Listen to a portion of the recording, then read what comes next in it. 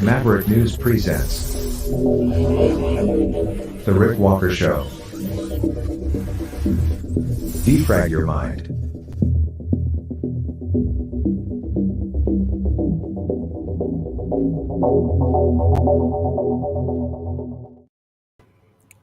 Good evening, everyone. I'm Rick Walker. Welcome back to the Maverick News Channel. Pure entertainment. A lot of people think we're living in a movie. No wonder.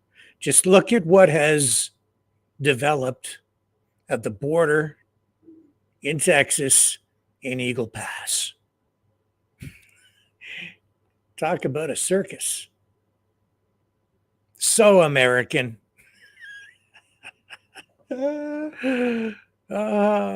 Dr. Phil is there. Dr. Phil. We'll show you. It's the political event that just has it all.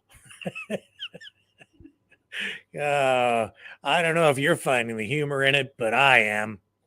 It just doesn't stop. Oh my God. Oh, okay. At this point, I'm not really that worried about any kind of an insurrection. It's funny. I think it's hilarious. And joining us now live from the border. She is an amazing woman of God. Hello, hello, hello. I was just laughing. I'm so glad you could join us again tonight, because I said this thing of the border in some ways has kind of turned into a bit of a circus with Dr. Phil showing up. It's turned into like a celebrity thing. I saw you interviewed Batman earlier today. So this has been a really interesting experience now. The other night after we got off the interview, I didn't realize that was the night that Ted Nugent showed up. So we actually had some really amazing speakers. We had Sarah Palin, Ted Nugent, Lara Logan was there. So that was pretty spectacular. And I mean, I'm sorry, but Ted Nugent on the guitar was pretty rocking. I don't care who you are. That was awesome. He wasn't very far away from me at all. A lot of surprising people, surprising speakers for the other evening. Today, the Batman, that was an interesting, let me go this way, guys. Sorry about that. The Batman, that was an interesting thing. I didn't expect that either. I was like, wow. But I guess that's part of his gimmick, to get everybody to stop and check out what's going on. So. Yeah, well, I thought it was funny. Did you get to see Dr. Phil today? I did not get to see Dr. Phil at all. I was walking around. There is a ton of mainstream media here. I've been out. I think I've counted probably 15 at least different news stations that are here. And those are like the bigger ones. I'm going to keep walking this way a little bit just to see if I can't find a slightly quieter spot without losing my service. Although, as I walk this way in this direction here towards the back, which is where I'm going back towards these trailers, I'm actually getting closer and closer to the border of Mexico, which is kind of wild. So, how would you describe the atmosphere there? Is it like a rally or a protest? Is it a party? Okay, so what I'm going to say is do you remember the old time family picnics where all your great aunts and uncles and everybody would get together out in the backyard? You'd have like a pig roast. It's kind of like that. It's almost like a Sunday brunch picnic kind of thing. It's very relaxed here today, very happy, very positive. There's kids, there's dogs, lots of worship. It started this morning. They were singing worship and cooked food for everybody, breakfast, lunch, dinner. Everything's by donation, which I think is really astounding. And I actually had the pleasure of meeting the owner of the ranch this morning, this wonderful lady. And I guess the ranch here was devastated during COVID. They were shut down. And now they're having issues with security because behind these trucks here on the other side of the tree line is the Mexican border. From what I understand, we're only 1,500 feet from Mexico. Wow. Yeah. Yeah, so we're literally right on the border, guys. I didn't even have to go to Eagle Pass yet. I will be checking that out hopefully in the next few days. But yeah, behind me is actually in another like I said, 1,500 feet from the Mexican border here. Interesting. So, I mean, I'm glad you're there and you're able to kind of share this with us because we're seeing reports, for full transparency here. We're seeing mainstream media reports about militias and pedophiles, people even within the convoy, saying there's a pedophile over there. There's a pedophile over there. Accusations of grifting and all of these things. That comes, I think, with every kind of demonstration like this. But on the ground, overall, you're telling me that it's like a family picnic. Yeah, basically. It's like a Sunday church picnic, guys. And you know what's funny? I mean, it is kind of funny because, again, there's all this speculation, all of these things. What is this? What's going on? Blah, blah, blah, blah, blah. This is literally a church revival here, guys. It is a worship church revival rally. They do have some political candidates here that have been speaking, obviously some political figures, but it does help draw attention to what's going on down here. But again, the music. Okay, so here we go. The musicians that have been playing are the worship teams from down here. It is all church music. When you came in the gate the other night, they ask you any alcohol, any firearms, any drugs. If then none of that's. Now they did say firearms are allowed, but they need to stay in your vehicles. That's what they did say. Obviously, this is Texas, but they don't want people walking around with firearms on their hips. And I could walk you through this crowd, and if you check the live stream, you can actually see there isn't anyone with any kind of arms on them. We don't, unless there's security. There's really no extra beefing up or militia or anything like that. Now, do we have a large sheriff presence outside the gate? Yes, we do. There is a lot of added security. Apparently, they were working with the border agents, the border patrol, and the local sheriffs and everything. They all knew that this group was coming here, so they did put additional security measures in as we are so close to the border for everyone's safety. But again, this has been very, very well planned out in a lot of respects. Everything about everybody's safety. Again, this is like a Sunday church picnic. Absolutely wonderful to be here. I mean, it's a really happy, positive vibe. I'm super glad I got this great cruise across the country. But yeah, and our fact-finding mission, this is literally just like a Sunday picnic.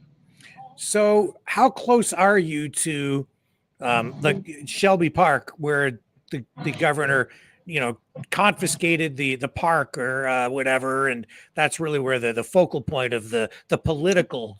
Right. So as I've been here, I've been asking a lot of questions because I'm really nosy and I just wanted to know the truth.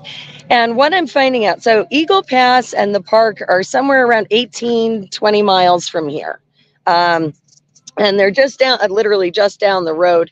So it's like, from what I understand, it's a pretty much straight shot. And you can go either a historic way or a highway. Either way, what they said was, if you go to Eagle Pass, all you're really going to see is the fence. You're not really going to see a whole lot unless you zoom in with a camera. There are some containers, I guess, with razor wire on the top further out. But they said with everybody focusing on that area, there's really not a whole lot going on. And what I found out from a lot of people that have been checking stuff out, boots on the ground for a while, some of the activity has moved actually further along the border. So you're not seeing as much activity right there at Eagle Pass as far as the immigrants coming in and all of that. That's happening a little bit further down the road now. The other thing that I found out is, it's, again, so you're talking about Eagle Pass, but one of the interesting things about this location here is what I was told across the street from this location, all of the houses across the street are owned by the cartels. So interestingly enough, you have these homes on U.S. soil owned by the cartels. I also, so we had drones flying around last night while we were sleeping, and I asked questions about the drones, and I was told it could be one of two things. It could either be the Border Patrol or it could be the cartels, because we are so close to the border. one of the tricks that I was told that they use is taking their drugs and sticking them in things like bird feeders and things like that, and then putting a drone up over top so they can monitor what's going on and who picks everything up.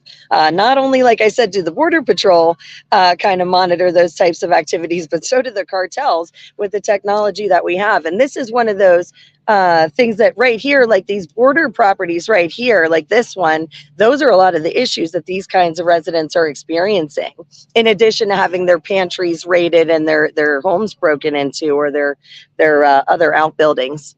Yeah. So what do you think is being achieved by having everybody there this weekend?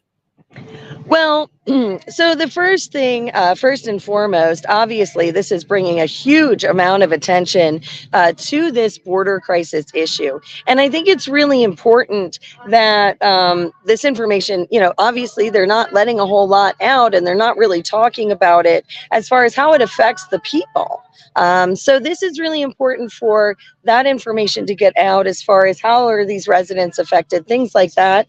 Obviously, it brings the attention down here and shows, hey, listen, there is a problem here at the border, and we do need to do something about it. But what I found out, so there was a question, and I do want to address this. So everybody was asking about, well, where do all these donations go that this group is raising, right?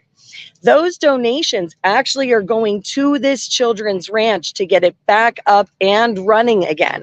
So that is where those donations are going that are being raised from this event. So if nothing else, guys, you're supporting a great cause, trying to get this children's ranch back up and running to full capacity. I wondered about that because I wasn't sure. It says where it goes, but I was like, what is that? It's a strange name. And now we know. And they're up to, we're on location. Yeah, last check, we were up to about $165,000. Yeah. So, yeah, well, that all of those monies, from what I understand, are coming right here to this children's ranch to help get everything, secured up and get them back in business. So that is my understanding from what I've been finding out, asking questions about here as far as that money goes. So if you guys have questions, any other ones, I can definitely try and find out. But as I'm understanding it from what I've been asking from several different people, the answer's all been the same.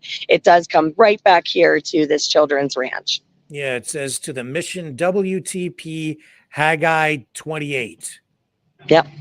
Whatever that is. So I don't know. Now I guess I know. Yeah, like I said before on the other show, guys, always research who you're donating to, because you want to know your money is your voice. It's a way to speak. So you want to know what you're speaking for. Again, this is a glorious cause, I think, for helping out a children's ranch here in Texas. It is also really wonderful to bring the attention to the border, show them that we're here peaceably, to raise our voices in prayer, I guess, here at this wonderful, like I said, it is just a wonderful feeling, like a Sunday picnic, or maybe a county fair. I mean, yes, there's a few vendors here. From what I understand, some of the proceeds of that, or certain donation vendor spot charges or whatever, that's all part of going to the ranch. But again, I don't know all of those details since I'm not doing that part. Are you seeing other activity like an increased police presence or more National Guard? As in the early days. Again, we've seen a lot of sheriffs here for our own protection here, but I haven't really seen anything. But I haven't gone off of this property today. Now, I did go out front. We did have a small group of, I guess they're protesters. I think they were just kind of protesting. I don't really know. I don't know. I walked out there. I showed the signs. I let you hear the bullhorns. I kind of tuned it out because that kind of negativity I don't need in my life. But I did want to show everybody the line of cars that was parked outside, because there wasn't enough room in this facility to park all the vehicles today with everybody running around at one point. Yeah, because there were some community leaders who yesterday had a news conference. We ran some of that. They were very critical of what you guys are doing down there. I don't know if they really understood what was likely to happen. I wasn't sure That's what why I to said there's a expect, lot of honestly. miscommunication. I had somebody go to me today, well, when is the convoy going to Eagle Pass? I said, they're not. I said, the convoy is at its final destination. We're here. This is it. And actually, they have some banners right up on the stage front. If you guys check it out, there are disclaimers right there saying if anybody's defaming them or anything like that, that not to misconstrue anything.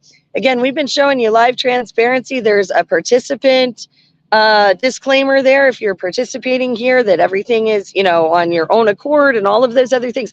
These guys went over their intentions and everything. First thing today, when they got out on the stage, they read the declaration, everything that this convoy stood for, and made sure it was reiterated to the crowd. So I thought that was really great, having that full transparency.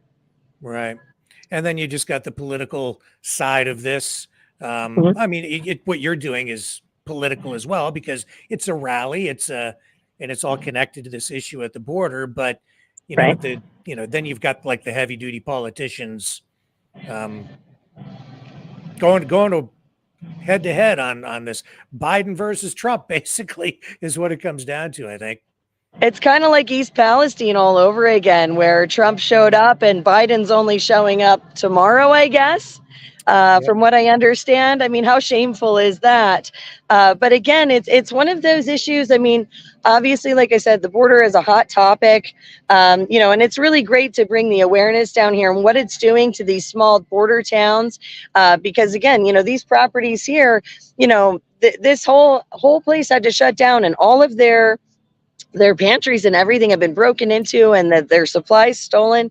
So again, they've been doing this convoy, and all of those donations are to help out here on this beautiful property that they've let us use. And like I said, Christian music right now in the background.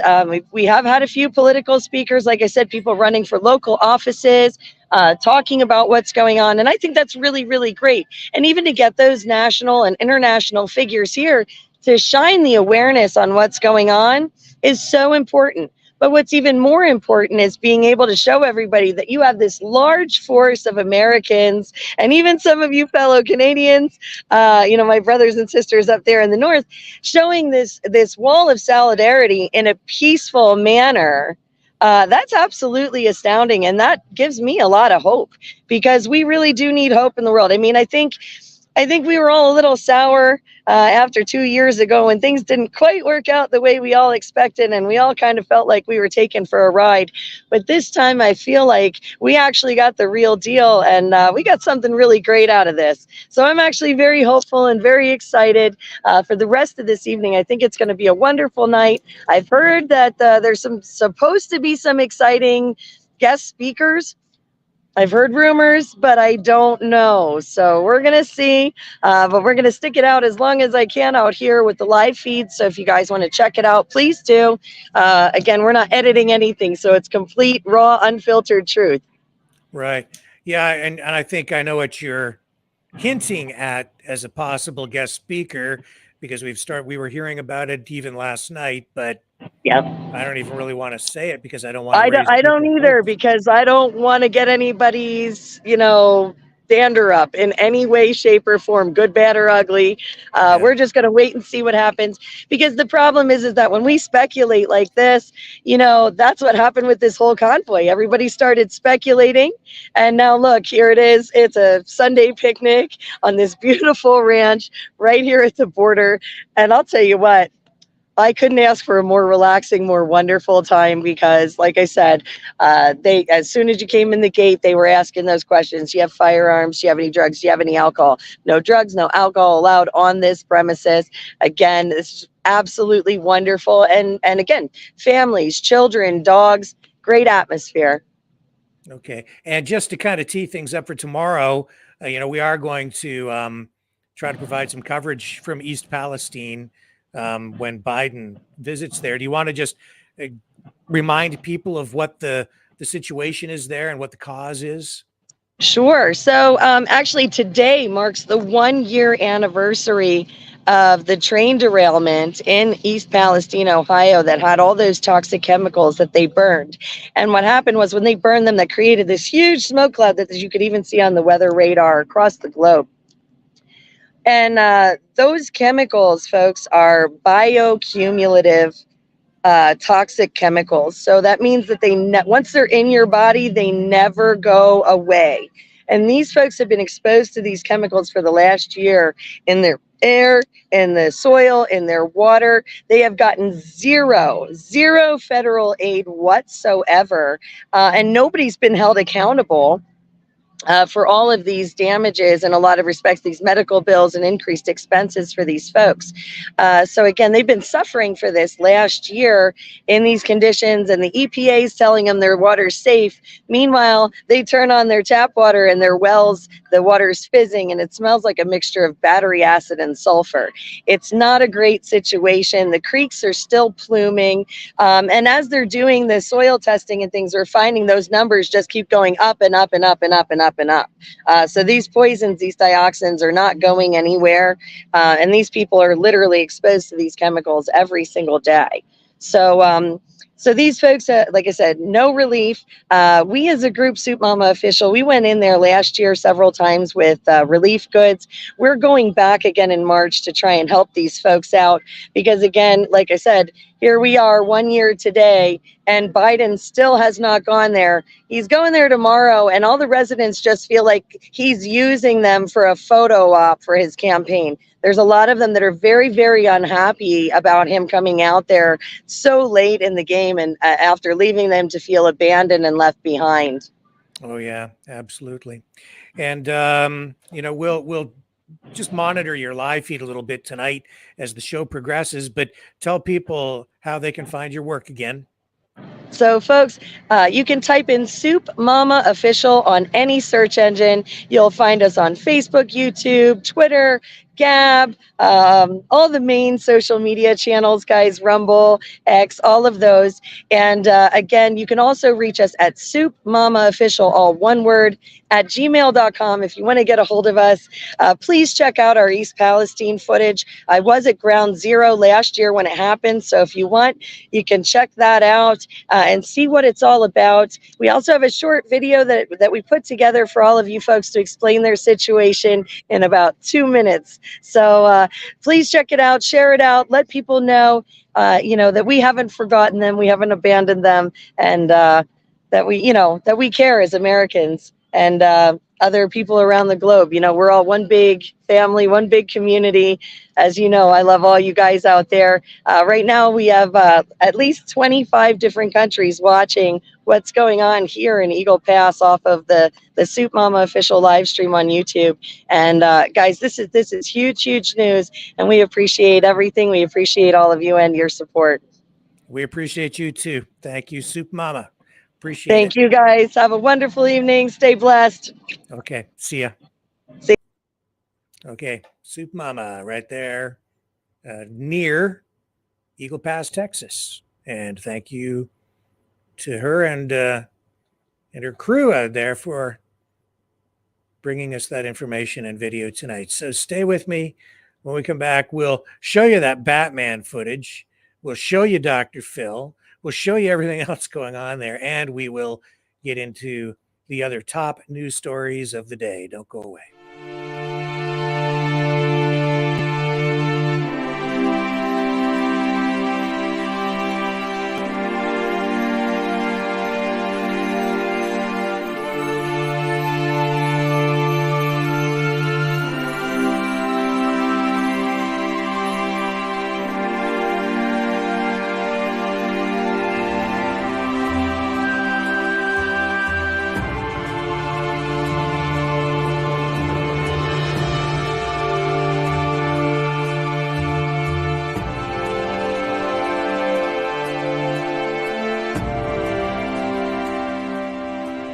Maverick News. The world is watching.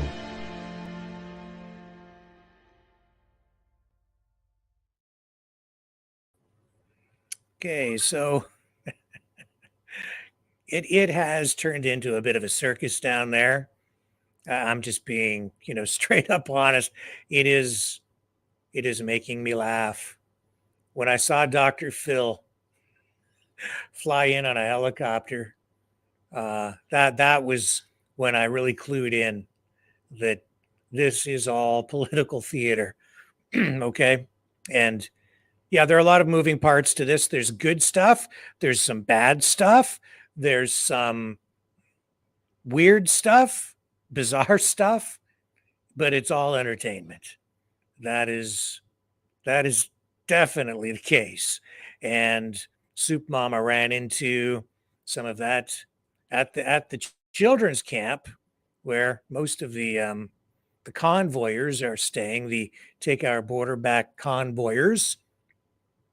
So I thought we'd cue that up and share Batman with you, and then we'll show you Dr. Phil, because Batman's just the warm up act. Then along comes the big time celebrities like Dr. Phil, Ted Nugent, Sarah Palin.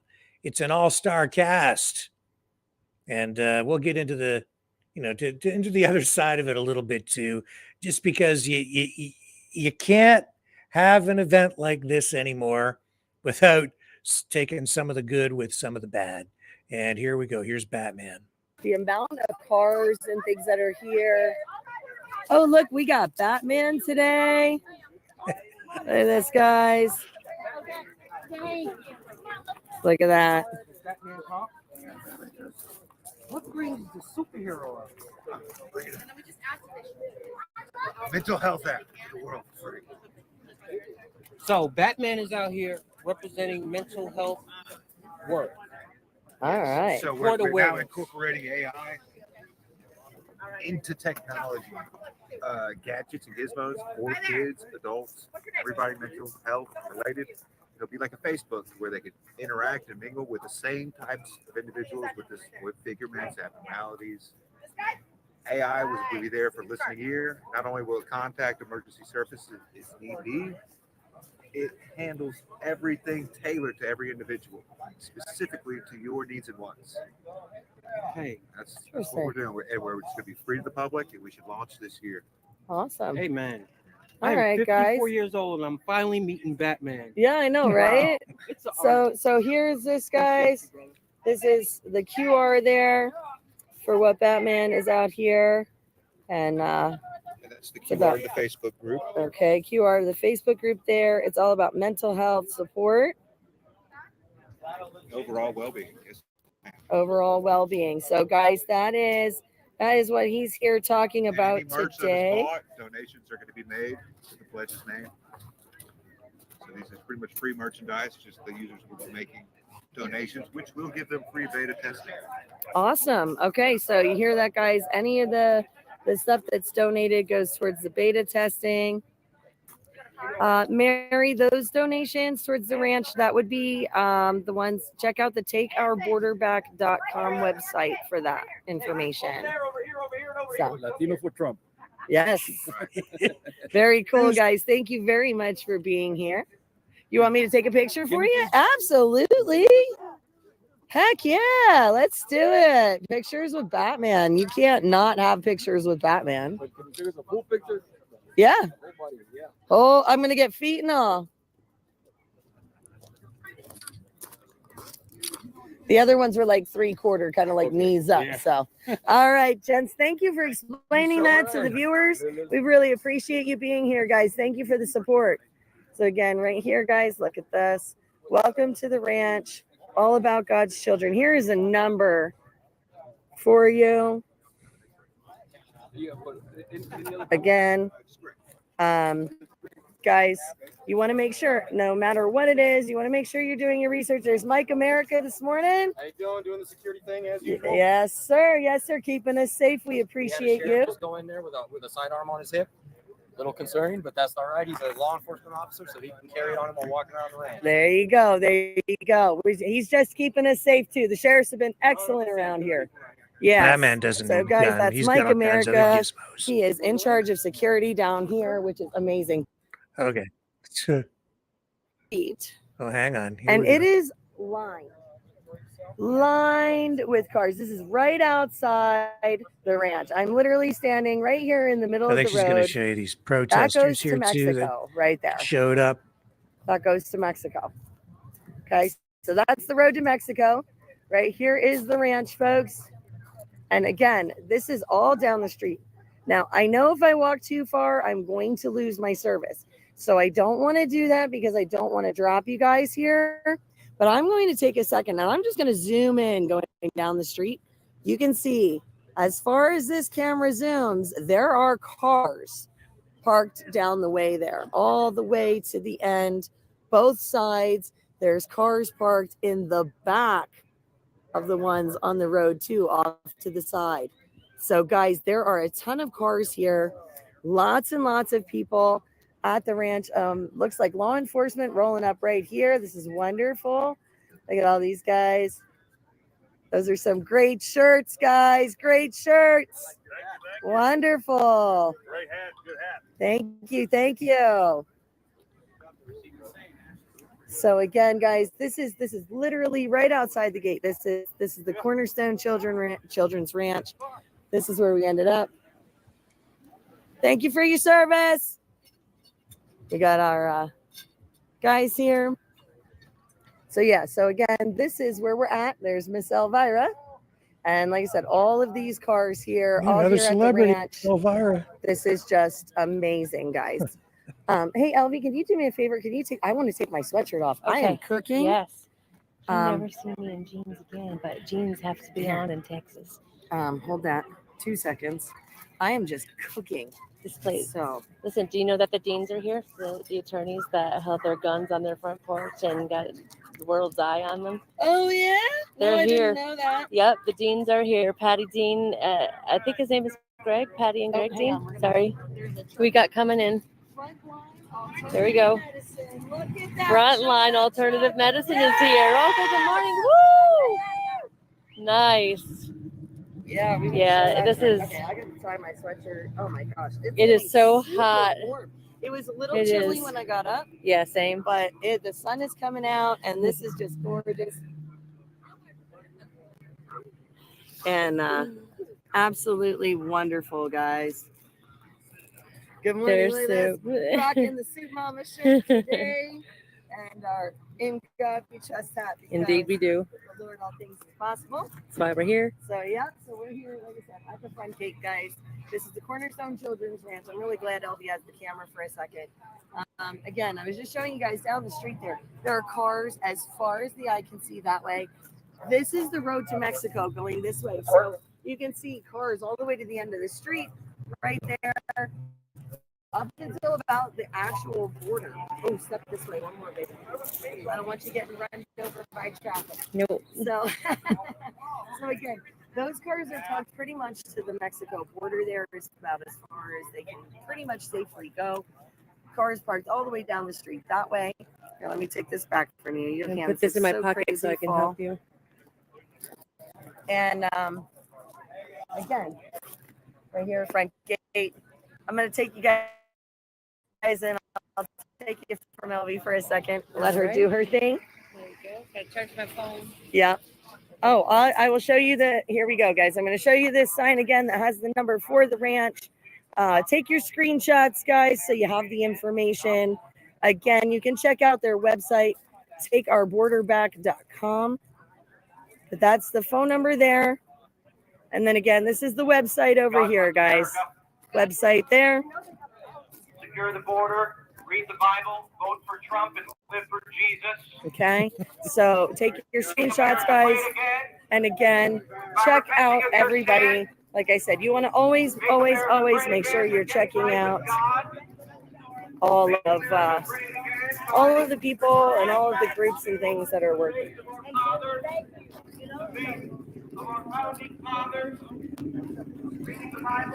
Okay. So, you know, I have to, I feel much, much better knowing that a guy who dresses in a cowl and a black cape and a rubber suit and comes out and worships bats is helping people with mental health issues.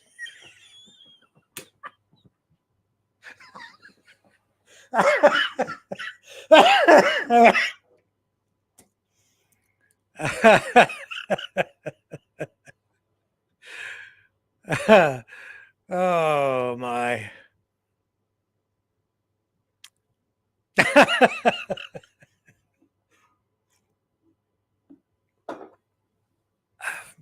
You can't make this stuff up. You can't. But it's good. It's a good thing. It's funny. Come on. That's funny. Oh my. Okay.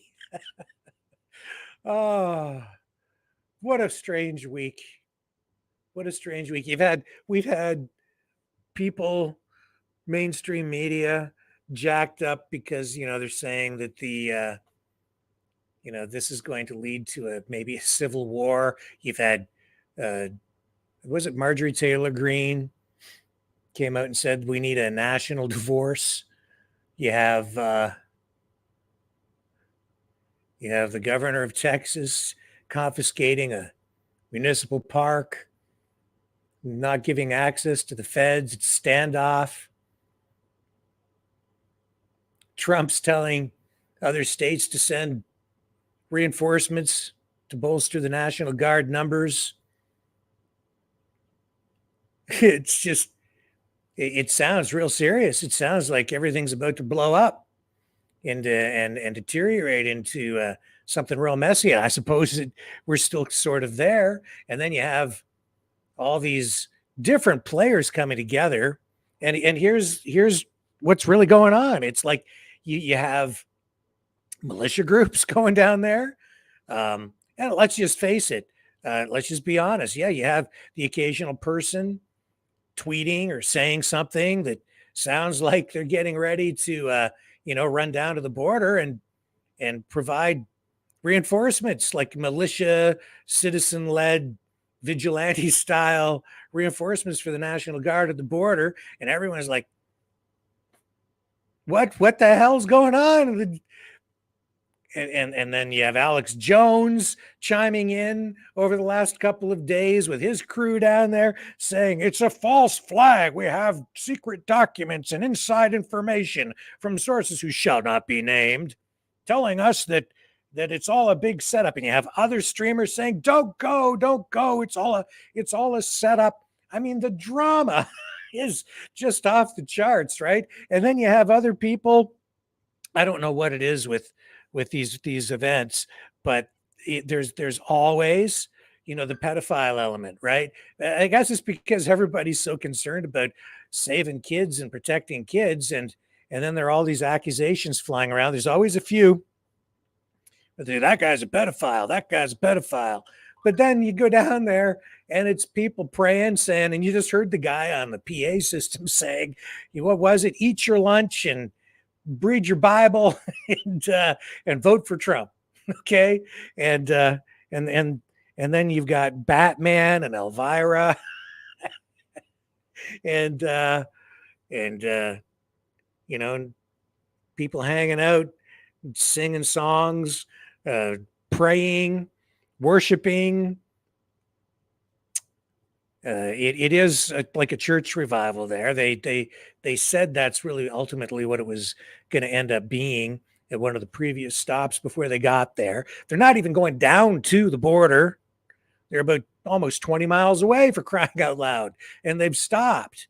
Didn't sound like that was what it was going to be, but that's where it is. They've just gone to this camp. They're camping. It's a camp out. All right, but it's great. It's great politics. It's absolutely theater, and and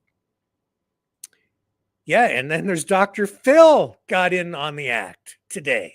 All right, so let me get you Dr. Phil. Here we go. Where'd you go, Dr. Phil? Let me find Dr. Phil for you. Oh, Elon Musk chimed in too, so even he's sucking up the attention. All right. Here's Dr. Phil. I'm gonna get you the shot. It's got several angles, and it's an action-packed day. And this is really freaking serious stuff when Dr. Phil shows up, baby. Okay, like this is serious stuff now. Here's Dr. Phil arriving.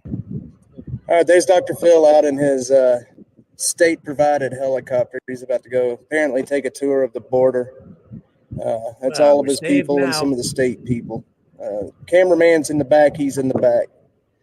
What a shit show, man. What a shit show. This is so American. All right, there's Dr. Phil out in his state-provided helicopter. He's about to go apparently take a tour of the border. All right. All right.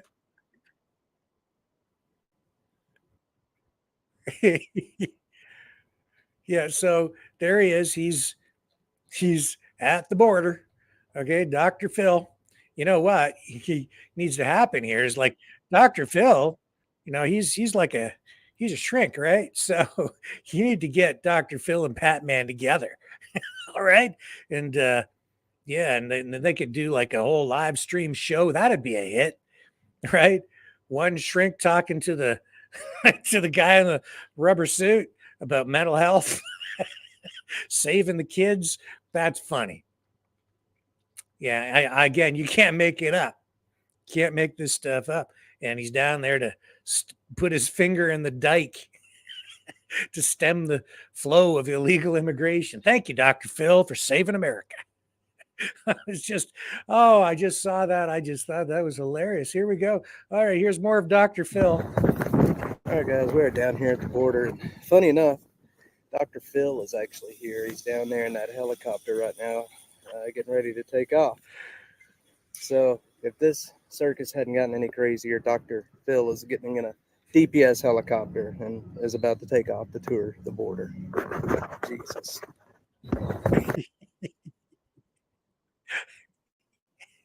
I better go down there. I'm Dr. Phil, and I better have a good tour of the board. What the hell is he going to do?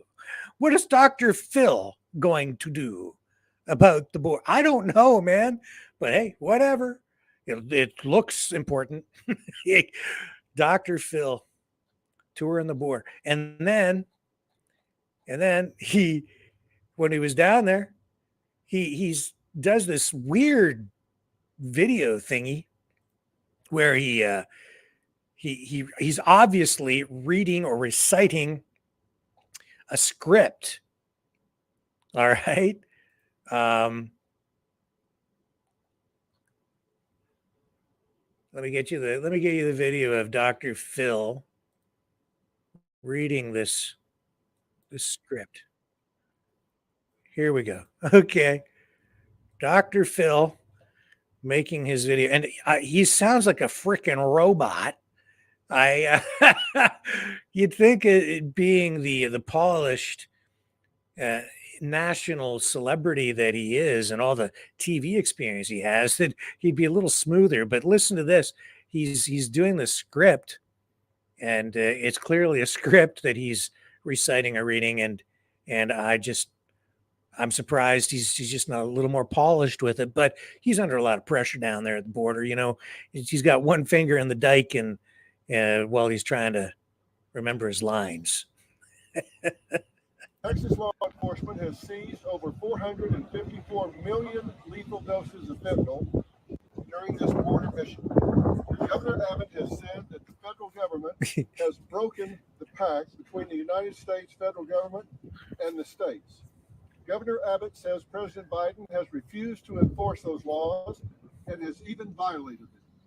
The result is a humanitarian crisis unlike anything we've seen before, smashing records for illegal immigration by wasting taxpayer dollars to tear open Texas border Oh, he screwed up. Infrastructure. Governor Abbott says President Biden has enticed tens of thousands of illegal immigrants away from 28 legal entry points along the Texas border and into the dangerous and deadly waters of the Rio Grande. According to the Department of Homeland Security, since President Biden took office, more than 6 million illegal immigrants have crossed Texas' southern border in just 3 years. That's more than the population of 33 different states in this country. And what about our Vice President, Kamala Harris? Did you know she's our country's immigration czar? Guess how many times she's been to the border? Once. And did you know that Vice President Kamala Harris is the immigration czar? Do you know how many times she has been to the border? One time. I'm a Dr. Phil, and I cannot remember what Biden. I'm having a Biden moment. It's just okay. I like Dr. Phil. He seems like a nice guy. I just think it's funny. I'm sorry. I think it's hilarious. Absolutely hilarious. You want to know what else is hilarious? There's this map going around. There's a map going around. Maybe you've seen it. All right. This map is giving rise to speculation. Because, of course, you have 25 states, right, throwing their support behind Texas in this political battle, in this election cycle. Okay. And if you get out the map, you see that the U.S. states, but then there's also a map going around that kind of extends on that and adds in some of Canada. And well, I'll show you the map, okay? And then you tell me if this does not look familiar, okay? Let me show you. This is hilarious too. Maybe serious. It might be a prelude to things to come, but even if it is, it's funny. I think it's funny. Look at this. Okay. So this is pretty much what you got. These are pretty much kind of the states that have thrown their support behind Texas. And you scroll up here, kind of. All right. It's pretty close. You can't stop what's coming. Oh my, we are in trouble now. Somebody is anyway. Doesn't that just draw a line right through the heart of Canada and the United States? And doesn't that just suggest that maybe if there is some sort of a separation, a national divorce, or maybe an international divorce, that we might end up with a whole new country? And within that country, you would have the two most oil-rich regions captured in whatever kind of geopolitical coup d'etat this might end up being. And I mean, hey, it sounds like it's a serious threat to me when you have Dr. Phil on site and Batman and Sarah Palin. But doesn't that look familiar? Sure does to me. Does anything come to mind for anybody in the chat? Let me just check the chat here. Has anyone seen this map before?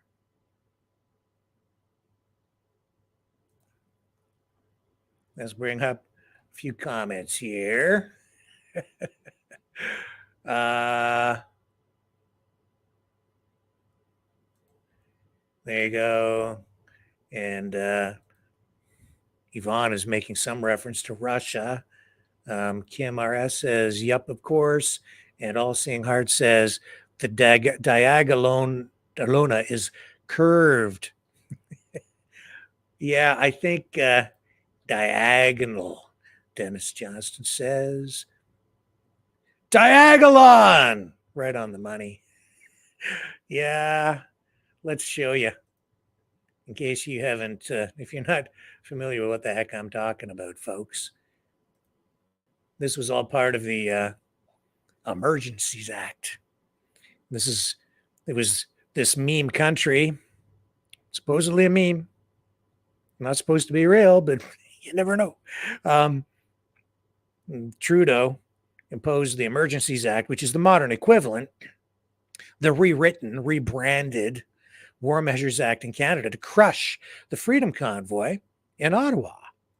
All right. Because of this flag and meme country created by Jeremy McKenzie called Diagolon. Here, I'll show you. So there it is. So that's Diagolon. Does not look, that's Jeremy McKenzie's Diagolon. A country that he says was a fiction, something that came from his mind. And then from that, he says that he created this flag, the Diagolon flag,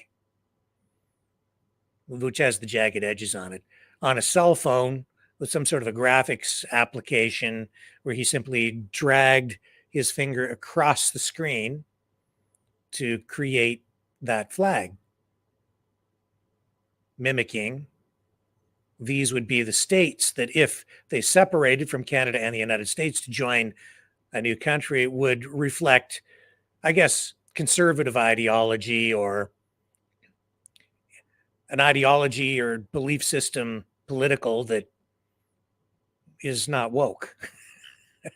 All right. Not the kind of country that Trudeau and Biden have. That's Diagolon. And doesn't that look familiar?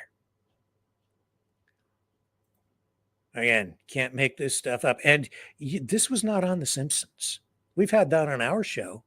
Maybe we're becoming like The Simpsons, where we predict the future. But in fairness, it was on Jeremy McKenzie's show first.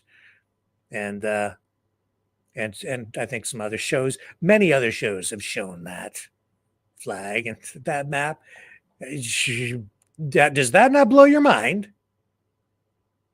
And now here we are, 2 years later, plus 2 years plus later. And who knows? Maybe the country will break apart. Maybe we will end up with something resembling that. Bizarre, eh?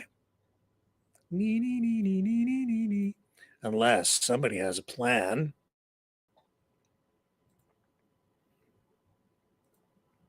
And it's all unfolding. It's so sinister. It could be a Russian plot. In fact, it could be a Russian plot. Anything is possible. Because you just can't make this crap up. And the rhetoric, the ideology, what people are saying, it's emotional, it's heartfelt, and in some cases controversial, I guess, to some people. You have some people in the community down there in Eagle Pass that are diametrically opposed ideologically to the people who are sitting out there in that park. And we saw them in the news conference the other night. Democrats, yep. Woke, yep. Compassionate, absolutely. Nice people, I think so. But, which is so reflective of where we're at as a society today, I made some phone calls down there today. And do you think I could get any of those people on the left that I contacted with direct numbers to call me back? Nope. They don't want to talk. Because why? Because I think when they go to the website or see what we do here, I think they view me as a journalist who is right wing. I'm guessing. But I've never had so much trouble in recent years, in the past as I have in recent years in trying to get people to speak to me when they are on a particular side of a political aisle. It's just reflective, again, of the polarization on the political scene. It's just, it's a terrible situation. Never going to learn to live together if you can't talk to each other. Now, I did speak yesterday to a couple of people who were very helpful in getting me some information and guiding me to people that I really needed to speak to. And so that was very helpful. But those community leaders I spoke to, they did not want to put their names on the record, did not want to appear on camera. Fear, distrust, extremely unfortunate. Very, very unfortunate. It breaks my heart, really. Don't like it. Don't like it. Now, we were talking earlier about the razor wire and what it's like down there at the border. So I've got some footage of that for you as well to show you kind of what's going on at the actual border in Eagle Pass. So I'll cue that up and share that with you on the other side. The New World Order. Government overreach. The Great Reset. Mainstream media lies. Now more than ever, independent voices are needed. Donate now at freedomreporters.com. That's freedomreporters.com. Maverick News. The antivirus program for your mind.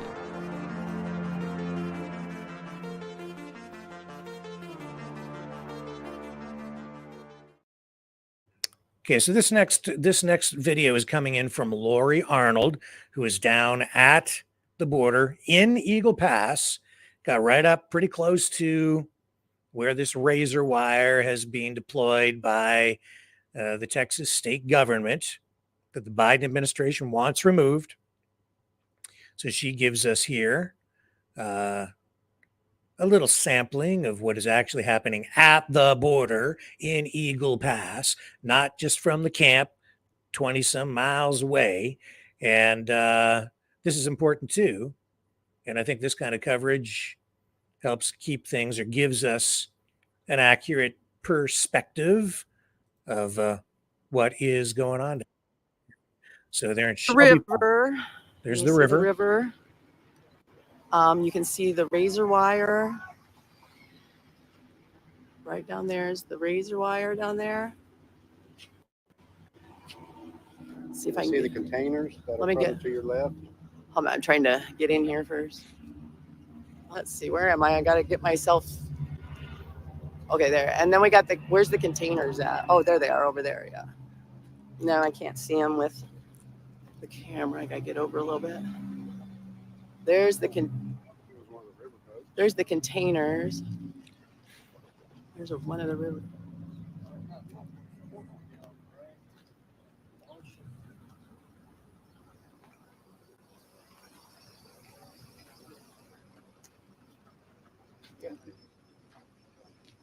Like I said, I got the containers back there. You can see them. Whoops. Right back there.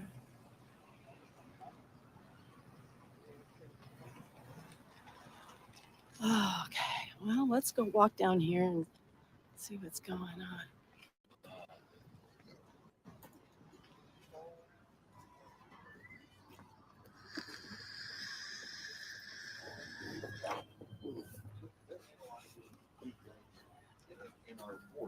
I can't say that they're doing that. So they're not allowing anybody to go down into the park today unless you are, unless you're press. They're letting mainstream media down, which I understand to some extent why that dude is angry. I am not going to agree with him and his yelling and stuff, but the thought that they're keeping us all out, I'm not really quite sure why they're doing that. They say that there was an incident last night. I don't know. I cannot find out about the incident. Did you? What happened?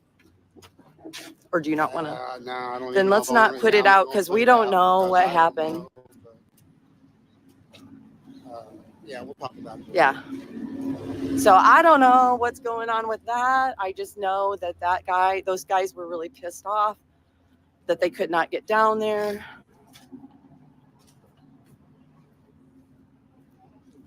Is there anything you want to tell people that I'm not remembering, like from what you've noticed on the way down here or anything?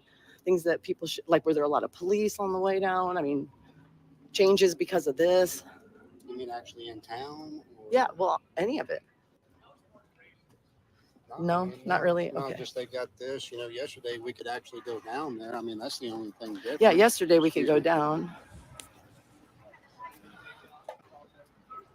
You know, yeah, obviously there's a little more police presence. We got police tape here too.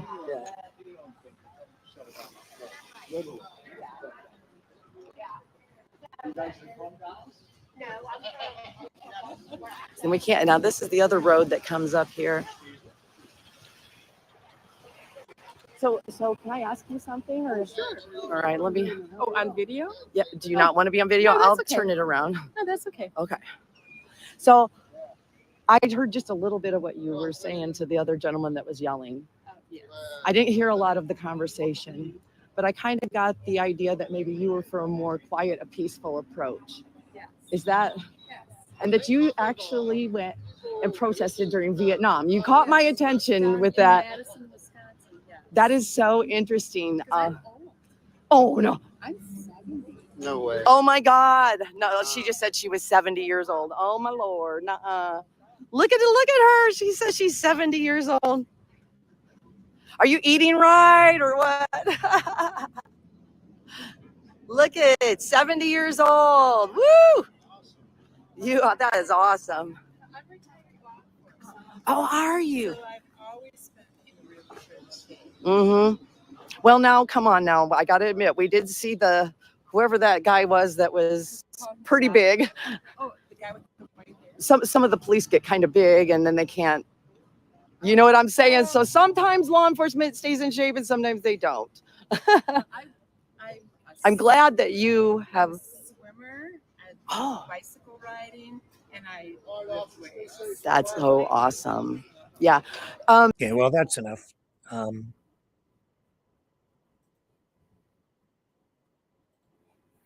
So got that, and gives you an indication. That's Lori Arnold, by the way, so you can check out her work. And we have that part of Eagle Pass is still a no drone zone. Let me show you. Some people upset about that too. In particular, some live streamers, media types, independents, independent journalists. No drone zone. In fact, I believe the area has been declared an emergency zone. A no drone zone area has been designated by the chief of police and the state of Texas in the area of downtown Eagle Pass under the authority of the emergency declaration. It says right there. But this photographer, Danielle Gomez, is saying, I'm telling you, this is how martial law begins. The city just put out a letter saying that it's best if we stay in. That phrase, under the authority of the emergency declaration, is the same wording Governor Abbott used to take away Shelby Park.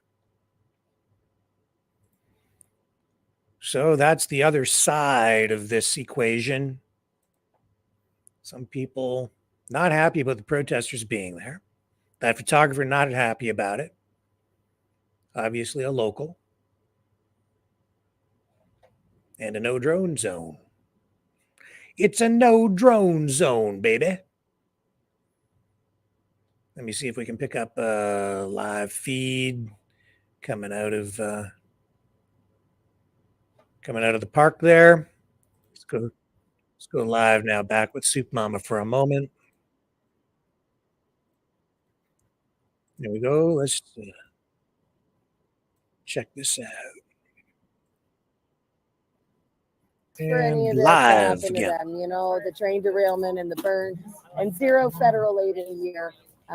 You know, so we're going to try and take some more aid back to them just to help relieve those monthly expenses to help them get caught up in the medical bills. So, yeah. We're supporting the only Palestinian. Yeah, the good Palestinians.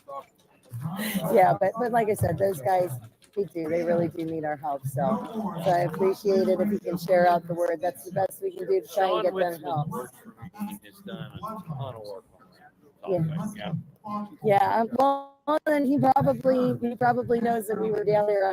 Like I said, I got to meet Steve Bannon. We were down the day before, or 2 days before something. The War Room came down for that Abandoned series, and the one lady, Christine, I knew her from before, and she was like, "Hey, do you want to stick around?" Because we were doing one of the distributions. So, yeah. So So yeah, like I said, it's been a year since we've been there, and really, other than a few smaller water drops, no real relief to them. So, and we helped a couple hundred families, which translates into, obviously a few thousand.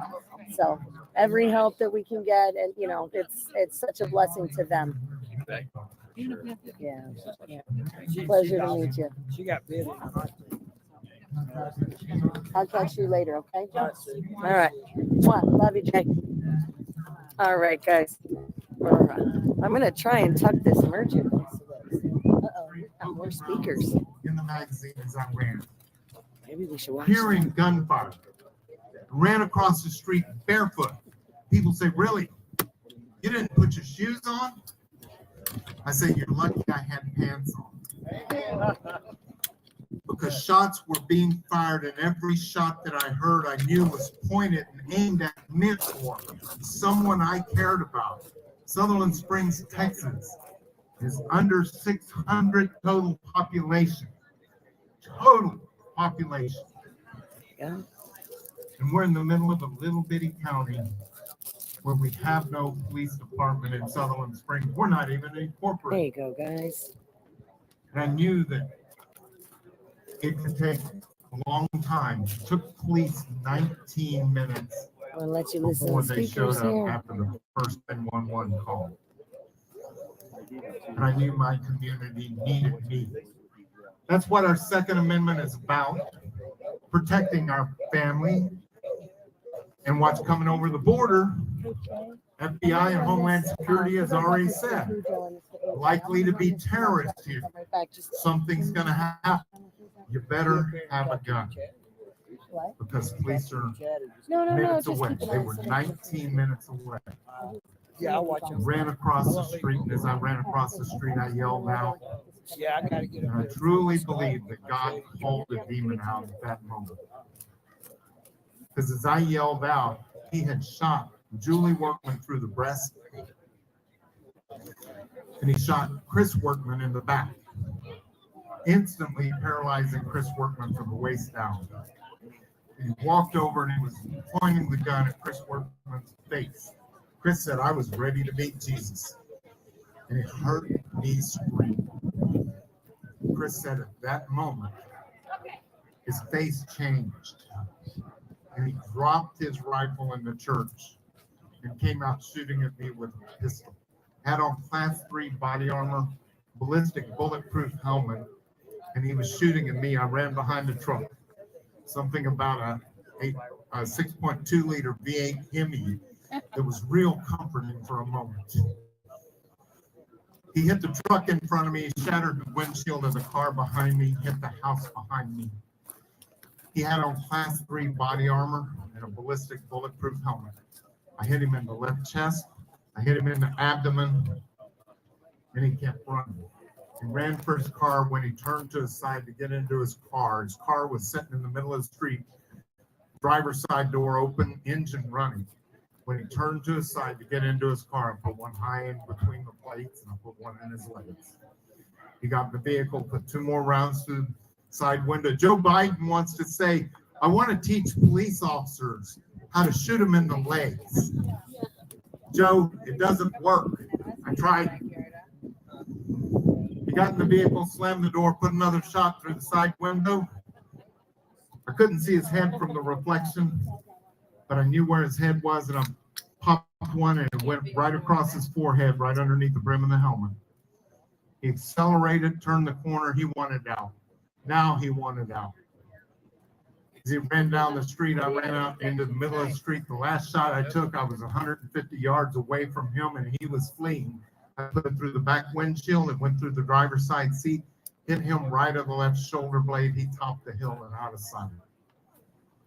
And I'm standing in the middle of the street saying, it can't end this way. And I looked off to my left. Another Dodge pickup parked at the stop sign. Didn't even know the man. Ran over and tapped on the window. That guy just shot up the Baptist church and we got to stop him. Any sane person in this world would have jammed on the gas and left me sit at the stop sign. But this is Texas we're talking about. When I know the sanity Next thing that happened is I heard the locks pop. I climbed up in the cab of a truck with a long, tall Texan with a white Western hat. Big feathers sticking out. It's probably a buzzard feather. And a tattoo of a longhorn skull in the middle of his neck and the horns running up underneath his ears. Cartoon in Texas. Johnny Langendorf. He turned the corner and we chased the shooter 11.6 miles, and in the end, the shooter chose to take his own life. We don't stop what's going on. They're fighting to take away your rights to own an AR-15. Why? Because it looks evil. There's no evil in a gun. It's just a tool. What he meant for evil, my AR-15 stopped him. It actually wasn't my AR-15, it was me. It matters the heart behind the tool. Now I work for Gun Owners of America. Please go, shameless plug, go to gunowners.org and sign up, get in the fight. And we just overturned the pistol brace ban. We just overturned Prop 14 in Oregon. We're fighting in Illinois. We're fighting here. Here in Texas, our lawyers wrote the constitutional carry bill and 14 other bills we helped pass. Yes, thank you. I think he's talking about the church shooting in Sutherland Springs in 2017. Bills that were happening, and we get this done. But I'm going to tell you, every sheepdog out there, all the law enforcement officers out there that are listening, sheepdog without a shepherd is just an untrained wolf. A shepherd is Jesus Christ. Get to know him. And you can live more boldly in life. Thank you very much for listening to the old crazy ball-headed Texan. God bless Texas. Continue to stand for the right fight. Yes. Thank you. It's an honor having you here, baby. Thank you so much. Wow. Okay. A couple more, and we're going to hear from Doc Pete.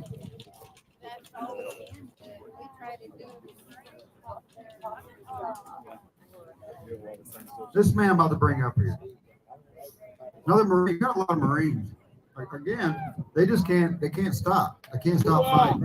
Another retired Marine, Jeff Swenson, 20-year-old military. 20 years in the military combined, 4 years United States Marine Corps, 16 years Minnesota National Guard.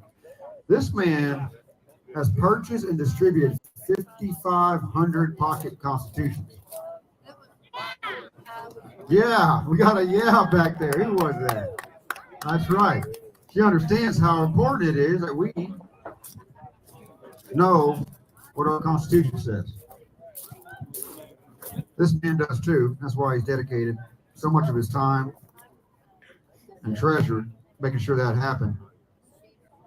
Married 33 years, 2 grown boys, 6 grandchildren. His National Guard activated for the George Floyd riots. Well, that was a mess. Day 6 attendee, what's up? Try it. Try it real quick. Let's try it. Let's try it. Oh, you might be getting kicked off of here. Oh, look at there's 2 of me. Still daylight there? Oh yeah. No, it shouldn't be daylight. Trying to work out some audio. Okay, let's pull out of that for a minute. Hang on a second. Hard to step back and say, but I love my country and I'm proud of that flag. I am too. I am too. But when the country was burning in 2020, our vice president lives just outside of Chicago. And after they got done, those snot-nosed kids from the suburbs got done going in and burning down the minority. And then they went back home. They decided they were going to start coming to the suburbs. They were putting it out all over the Twitter feeds. We're going to go out to the suburbs. And the people were asking, well, how do we know which houses to target? This is Arizona. This is Arizona. This is Arizona. This is Arizona. This is Arizona. Whoa. Okay. There's that. Okay, well, that's enough of that for the moment. Let's take a quick break. We'll come back. We're going to get into some of the other news of the day. Then we're going to go back to some coverage of the Take Our Border Back rally, demonstration, whatever you want to call it. And we're also going to get you Ted Nugent. So stick around. More to come.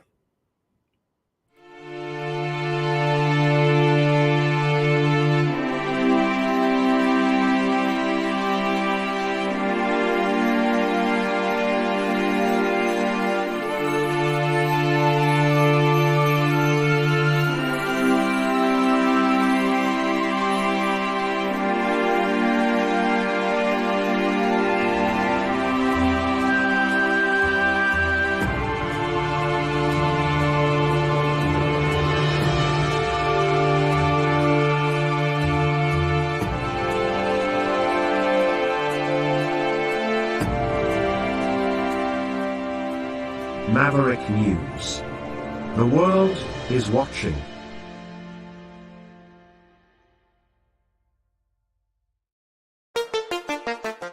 The New World Order. Government overreach. The Great Reset. Mainstream media lies. Now more than ever, independent voices are needed. Donate now at freedomreporters.com. That's freedomreporters.com. Maverick News.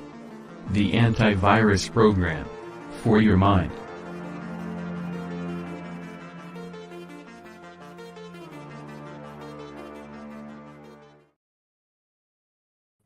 Okay. Let's head on over to Canada for a moment.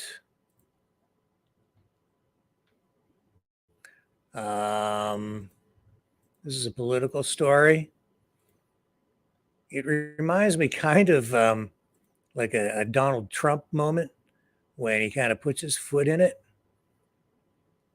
And what I mean by that is when he puts his foot right in his mouth sometimes. So this minister out in British Columbia, she's the post-secondary school education minister, Selena Robinson. And she's under a lot of fire tonight because of a Zoom meeting she was on where she refers to the land that Israel was established as a crappy piece of land. And that has upset some pro-Palestinian groups who are calling for her resignation now. The premier of British Columbia says that the comments were totally unacceptable, in his words, and increased division in the province at a time when people of Palestinian descent are feeling alienated. So she's on this meeting. We've got the clip. We'll share it with you. It has set off a firestorm, and here she is calling the land that Israel sits on a crappy piece of land. We have a whole generation, and we know from the data that it's 18 to 34-year-olds that have no idea about the Holocaust. They don't even think it happened. They don't even understand that Israel was offered to the Jews who were displaced. So they have no connection to how it started. They don't understand that it was a crappy piece of land with nothing on it. There were, several 100,000 people, but other than that, it didn't produce an economy. It couldn't grow things. It didn't have anything on it. And that it was the folks who were displaced that came, and the people who had been living there for generations, and together they worked hard. And They had their own battles, right? We know the history. Oops. Yeah. Tough gig being a politician these days is when you have to open your mouth. One wrong word, one wrong phrase, and you are in deep doo-doo. And she is tonight. Because that is politically incorrect, I guess. You see what I mean by a Donald Trump moment? Remember his comment, where was it? Was he referring to Haiti as an asshole country? I'm just going to check that. Donald Trump. Yeah, it was referred to Haiti and African nations as asshole countries. And the media lost its collective mind, as they are tonight in Canada, over that provincial minister's comment. What else is going on? Well, we know that the United States tonight has launched additional attacks,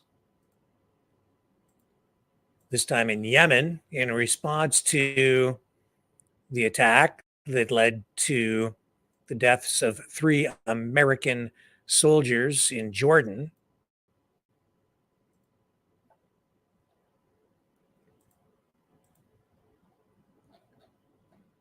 And I believe they have now, struck 30 Houthi targets in Yemen. So these latest strikes against the Houthis were launched by ships and fighter jets. They follow an air assault in Iraq and Syria yesterday that targeted other Iranian, the U.S. says they're Iranian-backed militias, and the Iranian Revolutionary Guard. The Houthi targets were in 10 different locations and were struck by U.S. F-18 fighter jets from the USS Dwight D. Eisenhower aircraft carrier and by American warships firing Tomahawk missiles from the Red Sea. Some details not yet being released on this. Some information still being withheld. But as we told you yesterday, the initial attacks against 85 different targets, we told you that would just be the beginning, because there was every indication that this is going to be a campaign, not just a single one-day response. So more to come on this front for sure. What other stories do we have lined up for you tonight? A lot of stuff coming out of, well, and the other thing I should mention too is that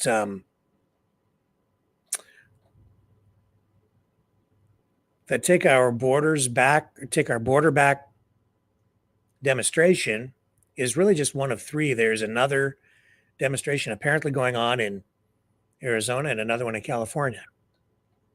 But it's more difficult to get information and video out of those locations. All the attention really is focused on Eagle Pass and that children's camp where the convoyers are staying tonight.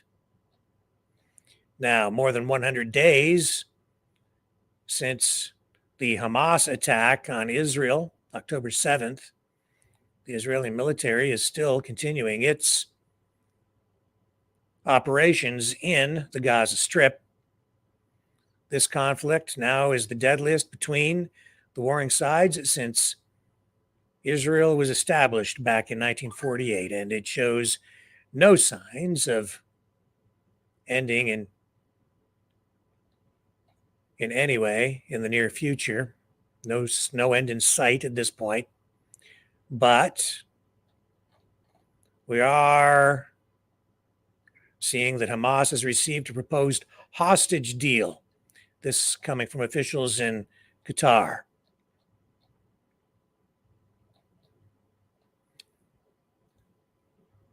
So in the Gaza Strip, at least 27,000 people have been killed, according to information released by Hamas, and 66,400 others have been wounded by Israeli forces. Again, that coming from the Hamas-controlled Ministry of Health in Gaza. So I take those numbers with a grain of salt, as I've said from the beginning, although when I look at mainstream media, frankly, it seems like they don't even question those figures. They should. In Israel, at least 1,200 people were killed on that October 7th attack by Hamas. And of course, we've seen a surge of violence in Gaza and in the Israeli-occupied West Bank as well since October 7th. So this is just going to continue on for the time being. Now, as an extension of that, the United States has announced terrorism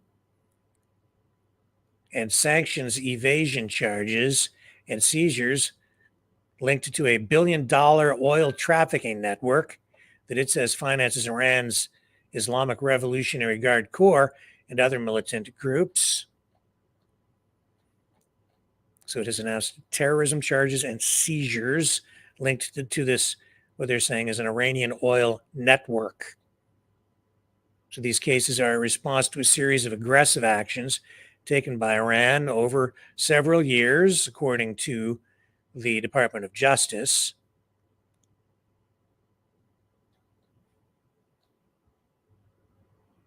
And of course, now with further justification, or at least what they're pointing to is further justification, the United States is taking these actions because of the attack on October 7th. So the DOJ seized more than $108 million that it said China Oil and Petroleum Company Limited attempted to launder through accounts at U.S. financial institutions. The Department of Justice and China Oil and Petroleum is an IRGC front company, according to U.S. officials. The DOJ is also saying that it seized more than 520,000 barrels of Iran's oil aboard the crude tanker Abyss that were covered by U.S. sanctions. That, of course, all of these actions highly controversial because when it comes to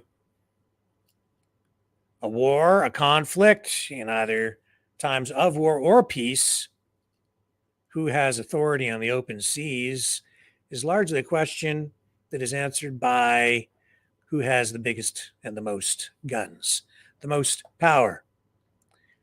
That is kind of the way the world works out there, even though some would like to see an international rules-based order. The truth of the matter is when you have nation states against other nation states, it is always a struggle for positioning and power. And the United States, Russia, China, these are superpowers.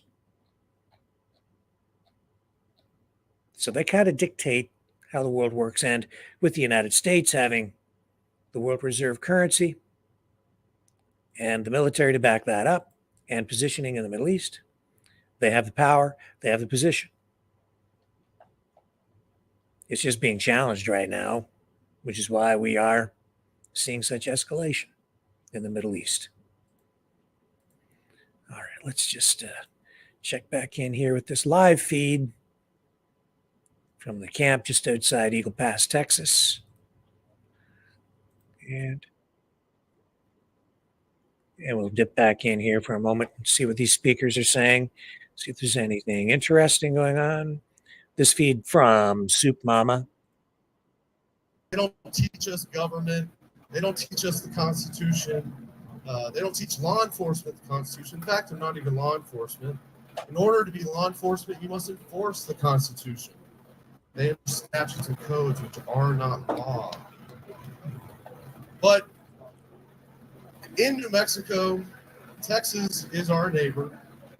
And because I'm Texan, I will always come and help this state. But in New Mexico, we are the training ground for the rest of the country. So everything they do in New Mexico, you better believe if they're still there, you're going to see what we are seeing.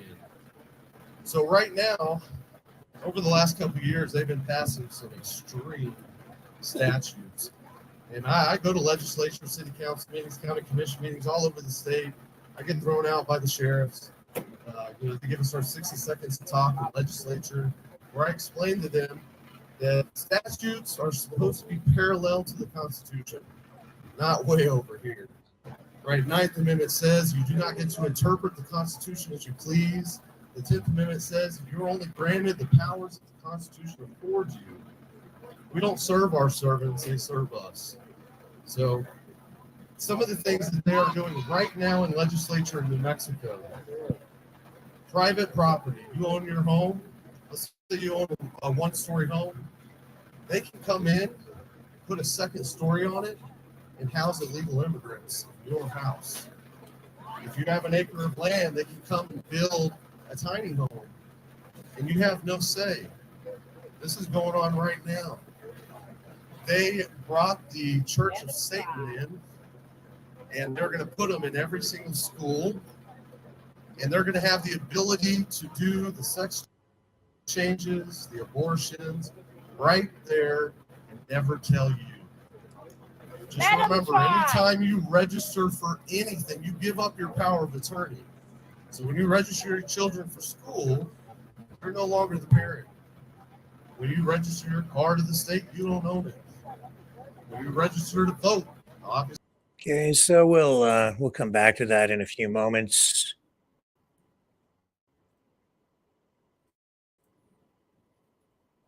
That guy's giving people some sort of a lecture on common law.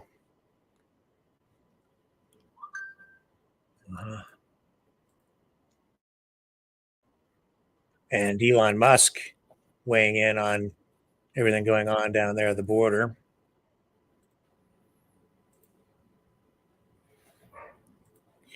And he has set off a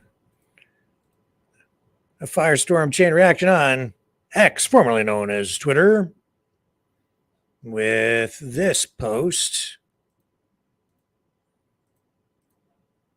about immigration. He says, here, there it is. Now it's on screen. He says, in the bet you didn't know category, Homeland Security Secretary Mayorkas issued written guidance making it clear that 1, illegal presence alone is not grounds for deportation. 2, criminal charges, convictions, or gang membership alone are not enough for deportation.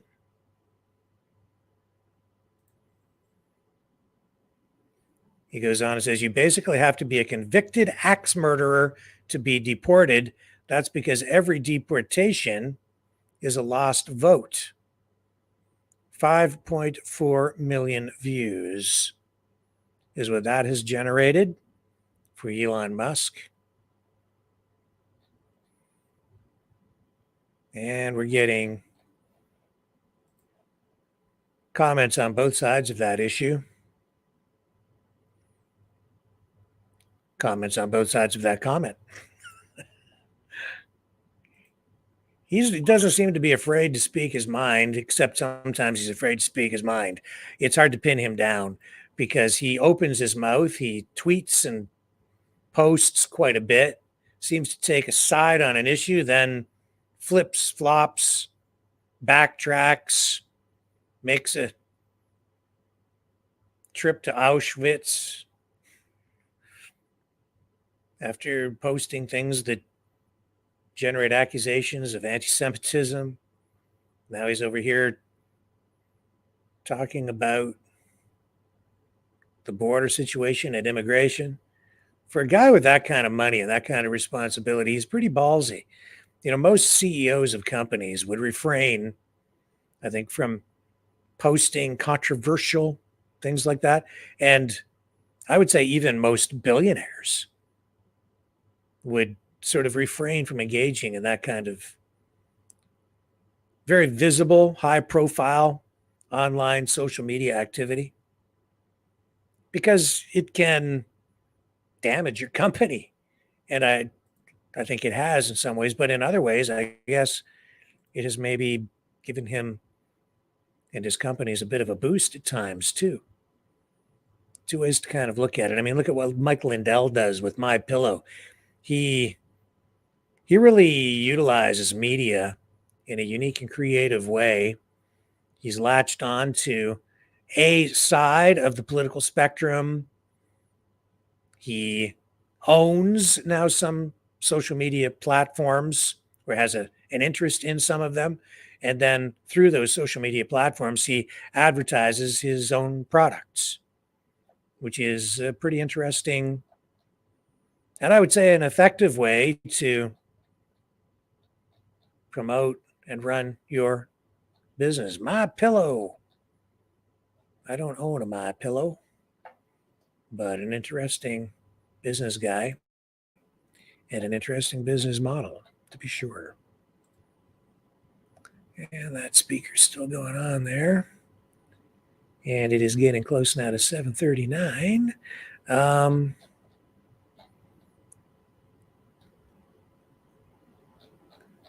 Let me just see what else we have here before we take our next step. I think that kind of gets us where we want to be.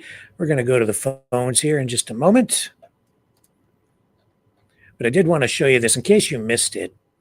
This was a clip, I believe this was from Massachusetts, where a man was visibly upset, verbally challenging police regarding the Roxbury Recreation Center after the governor there shut it down to house illegal aliens this week.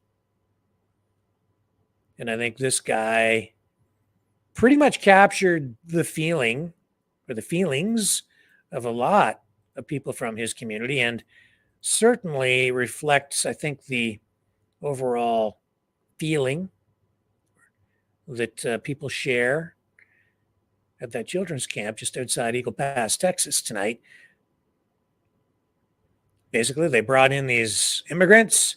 They're putting them up in this community center, and people from the local community who pay taxes and make use of it for a variety of community activities, they don't have access now. And that has them pretty upset. Maybe you've seen this, maybe you haven't. Either way, worth showing to you tonight. This just shows one of the consequences of this high level, this unprecedented level of immigration. Live fucking here. And I've been here my whole fucking because I can yell. Because I can yell. Because I can yell. And I'm fucking angry. That's why. I hear you. I still hear you. So why can't I get in the fucking building? You can't get in right now. No one can. Why? Where's the mayor at?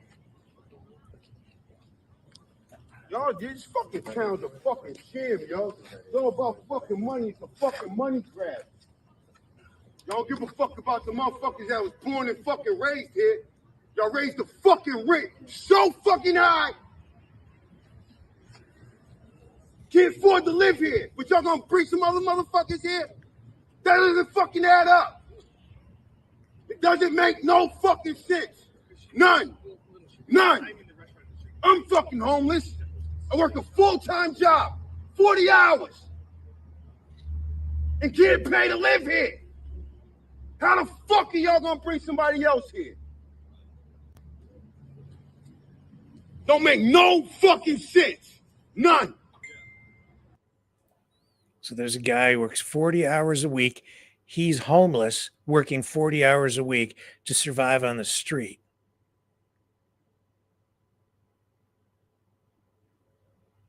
and they bring in more people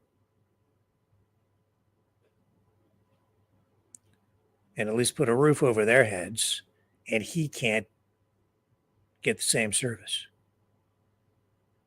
That doesn't make sense. Everybody deserves to be treated with dignity. The government is really failing people. But I think maybe the problem, my opinion, is that too many people are looking to the government for the solution when the government is the damn problem. What we need is for the government to get the hell out of the way and let the community, let people deal with these problems, because people will survive. They'll find a way if they're allowed to. Feel the vibrations.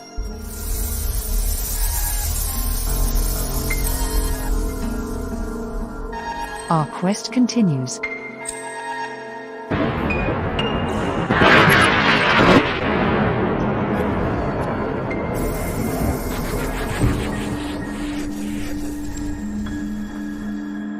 The truth is out there.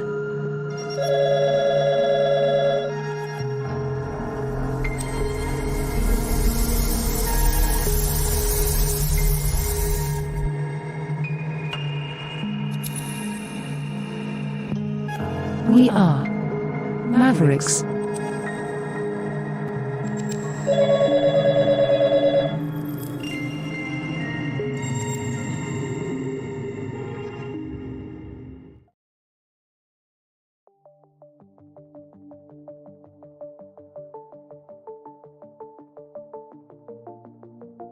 Greetings, brave Mavericks. Our quest for truth continues. We go beyond fake news. Together we expose propaganda. Together we pull others out of rabbit holes. We are maverick thinkers. We are all unique individuals, defenders of individual rights and freedoms, credible, trusted, grounded in reality. Maverick News, Maverick News. Defending free speech, free speech. Donate at freedomreporters.com. Do it now. Tomorrow may be too late. Maverick News. The world is watching.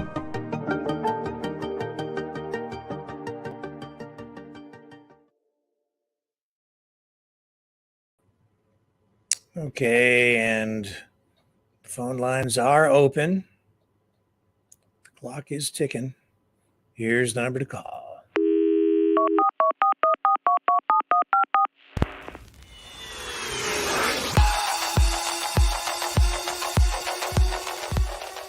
Join the conversation. Call 1-833-975-3733. That's 1-833-975. Free. Speak up. Speak out. Make your voice heard. Maverick News. Fighting for freedom by defending your right to free speech. Be a Maverick. Join us.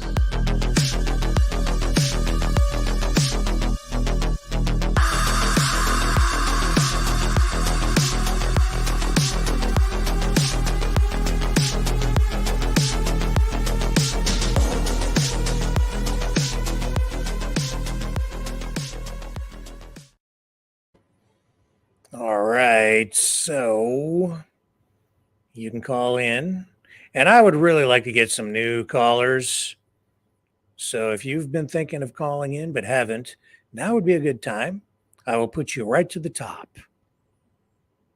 Not to say other people can't call in, but I would really like to see some new callers in the queue at 1-833-975-3733, 1-833-975-3733, 1-833-975-FREE to join the conversation tonight. And I have to say, too, I just wanted to, while we wait for the phone lines to heat up here, just a couple things. Last night we had a guest on, Danny, who, I appreciated him coming on. He had a lot to say about a lot of the, I guess, the work that he does, kind of looking into the backgrounds of people and so on, especially as it relates to donations and funds and, yeah, I would say even some grifting that takes place online.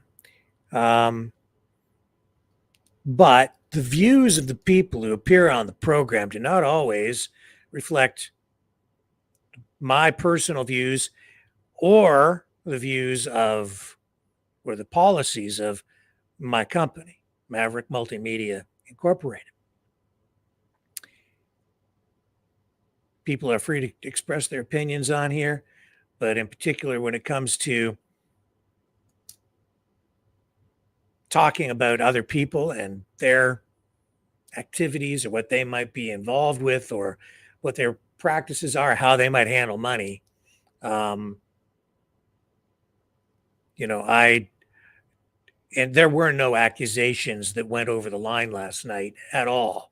But I just want to make it very clear that, someone like Tamara Litch, I've got no issues with Tamara. I've never had a problem with her, nor have I ever seen any indication myself of her doing anything wrong.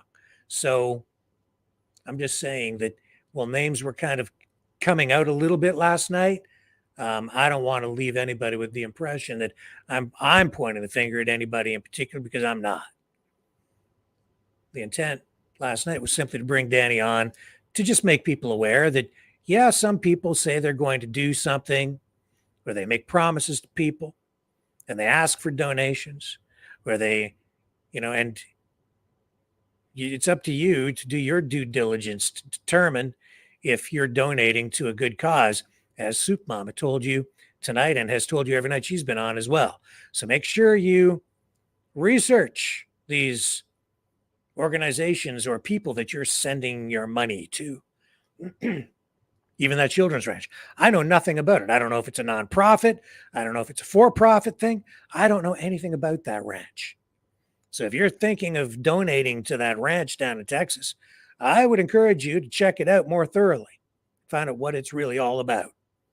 And the same thing with anybody else you're sending money to.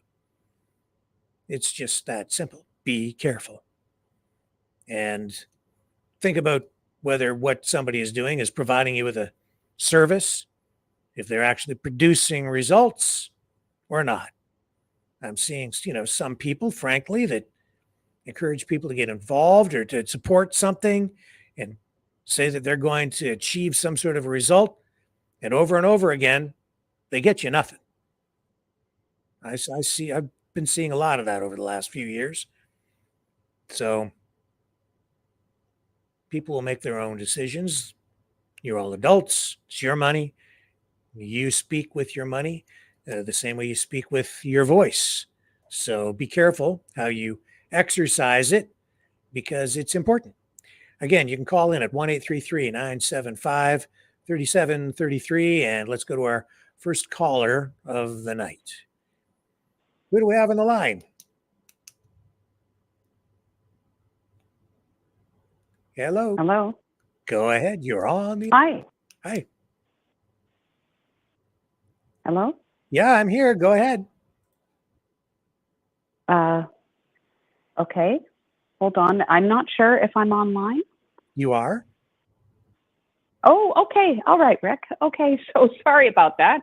You know why? Because I'm watching you on my iPad and I'm listening to you on my iPhone with headset. So yeah.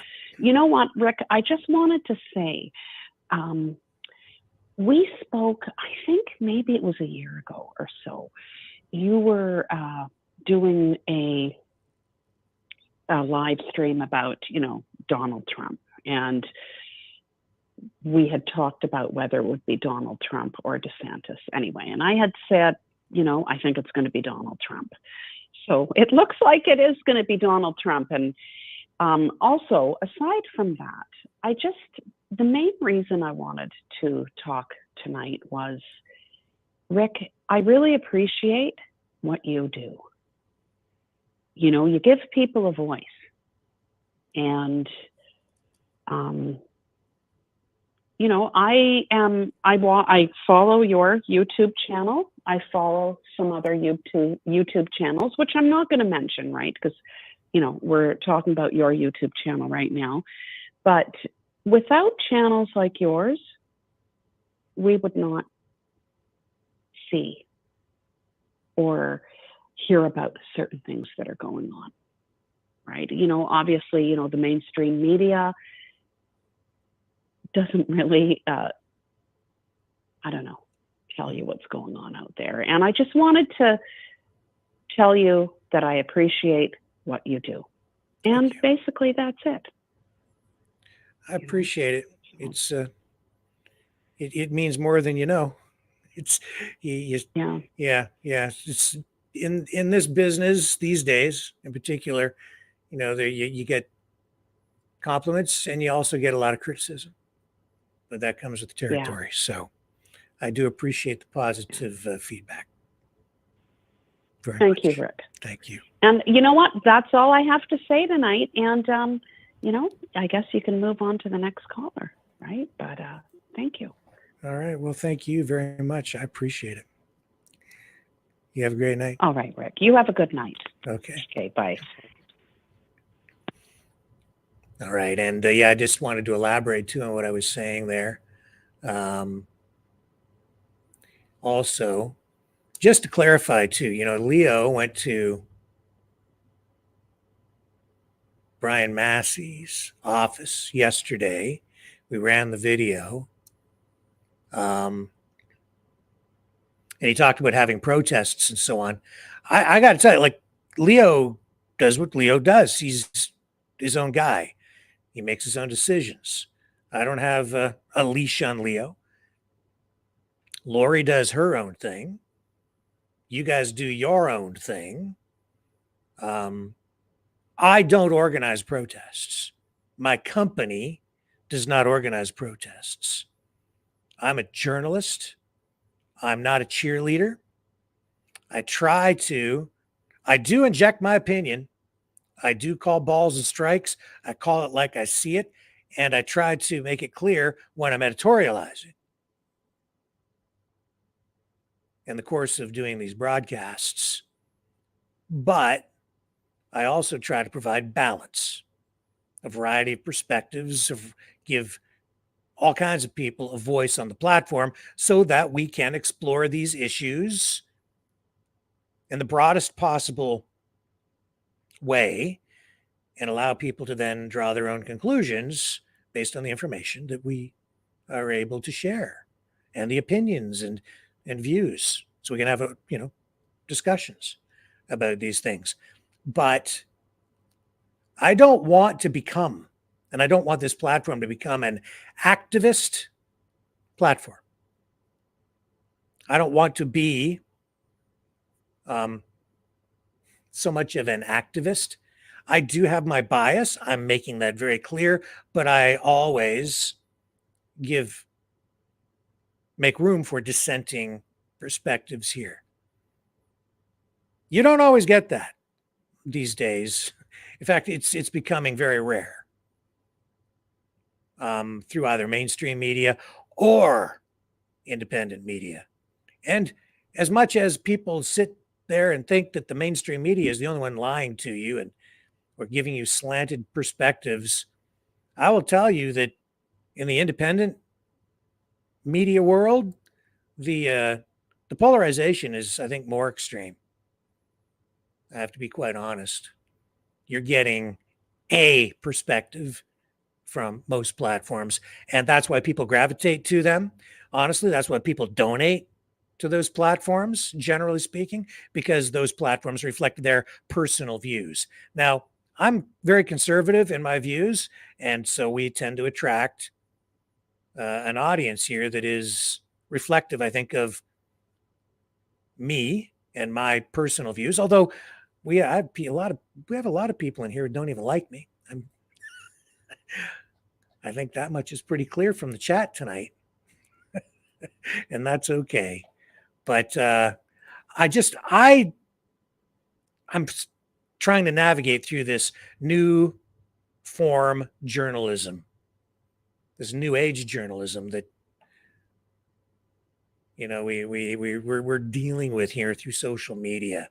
The medium is the message. It has changed the way journalism is practiced. This internet, these live streams, and I just want to make it clear that I don't endorse any candidates here. I'm not endorsing any candidates. I do tell you who I like, but officially, this channel does not endorse any candidate. Not Donald Trump, not RFK Jr., not Biden, not Poilievre, not Maxime Bernier, no candidates, none. Not Jagmeet Singh, not Trudeau, although I've come out and, worst prime minister in Canadian history, it's what I say. But we run a lot of Justin Trudeau clips here, don't we? Yes, we do. So I just try to be balanced and fair. And again, call it like I see it. And some people get a lot more airtime than others because they call in. And I think our next caller here is close to reaching 200 calls on this program. That's it? I think you're wrong. No, I'm over 380. I don't know. It actually has a tally there. You're at 199, Leo. 199 calls on this system. Well, I'll give everybody food for thought. If you don't donate to the Rick Walker Show, I'm not going to make 200 calls. How's that sound? I'm not going to get that extra one. Yeah. That's true. Yeah, you know what? Even protesting in front of an NDP office or a Liberal office, that would be like, to me, it really feels like kicking a dead horse in the mouth. Yeah. Are we going to get anywhere with it? Really? I don't know. I mean, for me, it's just as a journalist, right? Like I was taught, trained to cover the news, not be part of the news. This is a different medium that I'm in now than it was when I worked in television. I struggle to get out of that old school journalism mindset where I'm trying to be unbiased and provide balance and not inject my opinion. But this is new. This is kind of like a hybrid Rush Limbaugh talk radio news program with balance and opinion. Well, I thought you were going to vote for me in the Windsor, the People's Republic of Windsor, and splitting up Windsor to Detroit. So the west side of Windsor will be Detroit, the east side will be Canada. But I guess you're not voting for me. Oh, I don't know about that, Leo. Why don't you run for office and then maybe we can look at that. You know what? I could run for office. I could do a lot of things, but I'm too honest. Okay, when it comes down to it, I'm just the average type of guy. Okay, and I would probably get shot because I'm too honest. Something would happen. Look at Texas right now. All the hype for the last week and a half of Texas. Oh, the uprising, this and that. It was a total flop. It's just, yeah, it has not turned out to be anything like what anybody was telling us it was going to be in the beginning, has it? It's totally different. No, there was more porta potties than there were people. Yeah. Yeah. That's good if you got to take a dump.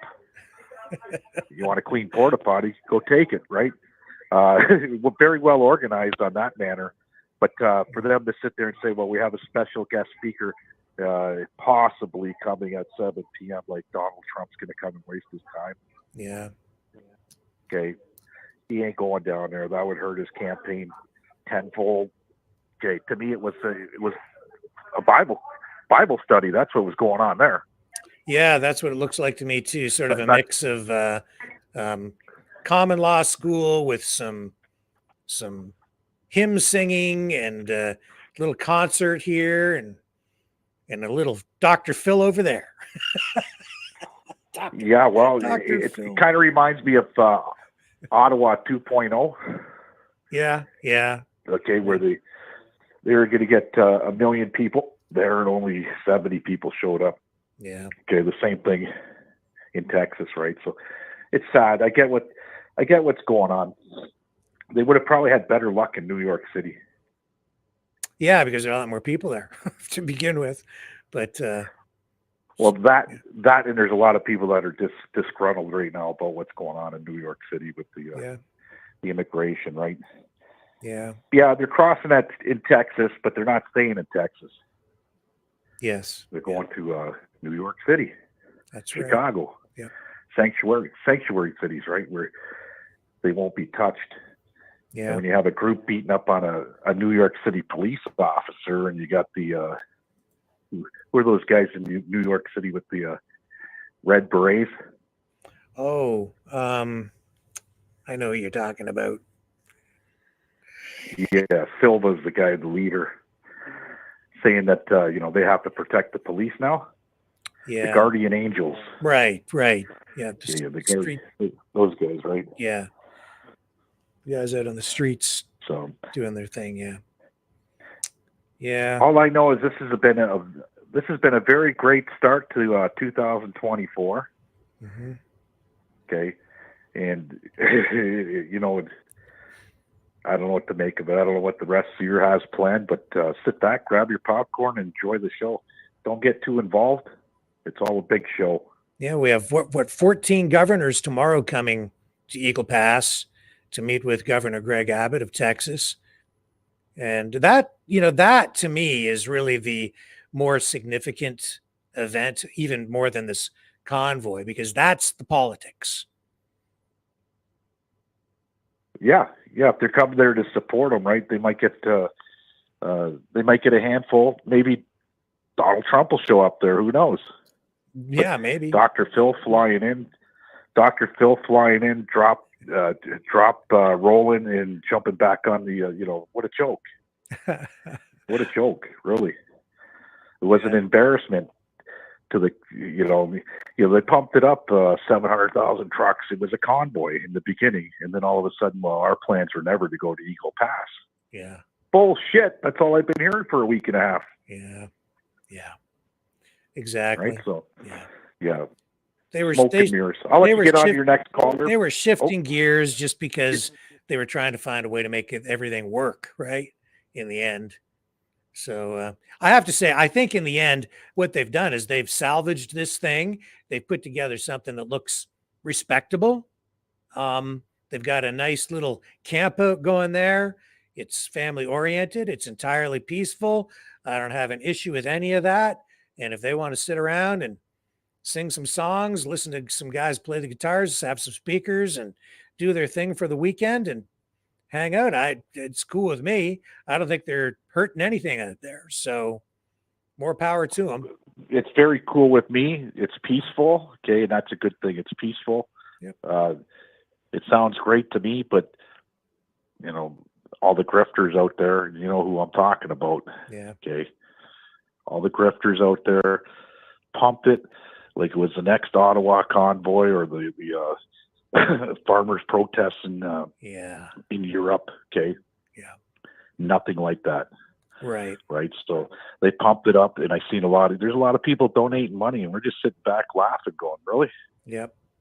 That's really. the grifting. That's the grift. It's like false hope, false promises, fear mongering to get people to donate large sums of money. And then in the end, and telling people things like, this is the last stand.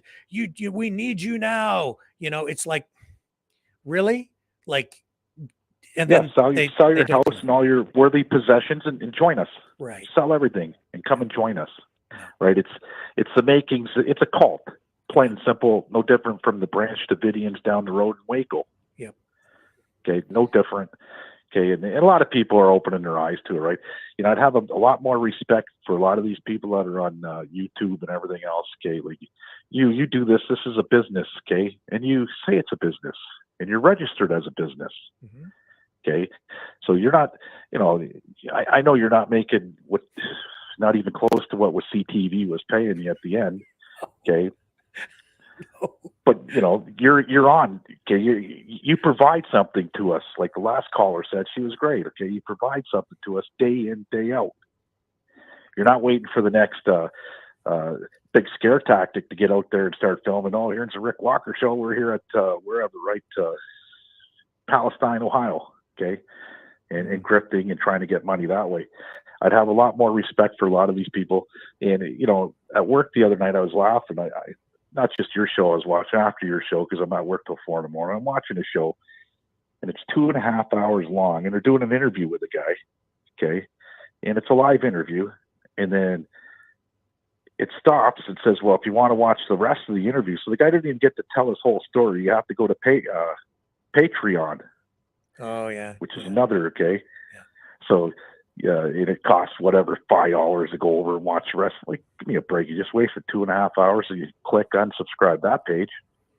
Mm-hmm. I'm not paying it. So it is a business for some people, okay? And I respect that. Like your business, okay, but there's a big scam going on for a lot of other people. It's a legal scam. Yeah. Right. Is what it is. Okay, get to your next caller, Rick. Thanks for letting me the first caller on. Anyways, she was nice. Yeah, I thought so too. Thank you, Leo. Okay, have a great night, my friend. And you know what we're going to do, folks? We're going to go to Ted Nugent right after this, so that you can hear the Nuge. Hang on. I'll be right back.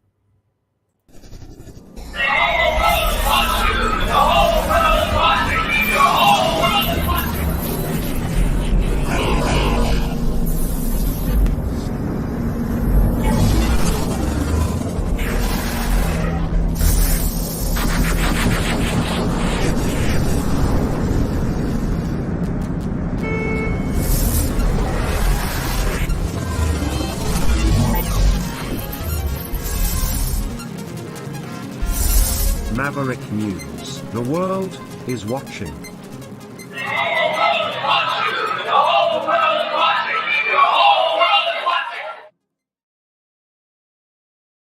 Okay. So let me just do that. Now, coming up, Lori's show, Strange Bedfellows, is on at 9 p.m. What time is it now? It's just a little after 8, I guess. Okay. So, I don't know if you're listening on the replay, it could be any time, day or night, but right now in real time, it is 8:10 p.m. here Eastern time. And at 9 p.m., I will be joining Lori on Strange Bedfellows. And we will be interviewing the gentleman who will be running for U.S. Congress. This person will be making the big announcement on that show. So if you want to find out what that's all about, you'll have to tune into Strange Bedfellows on these Maverick stations at 9 p.m. So there is that. Now, pull this down.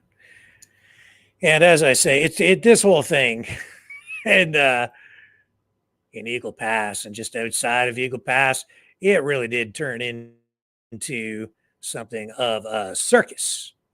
And when I say a circus, I don't mean it in an entirely bad way. It's just very entertaining what has been going on out there. And what I'm going to do here is first, we're going to get to Ted Nugent, but let's go back to this live feed, this speaker, and then we'll get to Ted Nugent in just a moment. I did promise you the Nuge, and we'll get you the Nuge. All right.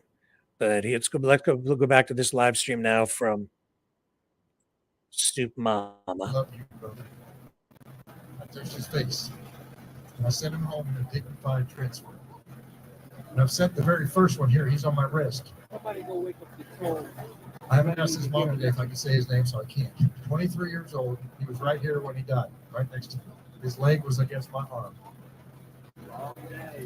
12th of May, 2004, Iraq. Grid coordinate Mike Bravo 4560790. And A year later, I went to his ceremony out in Seattle, Washington. I met his mom.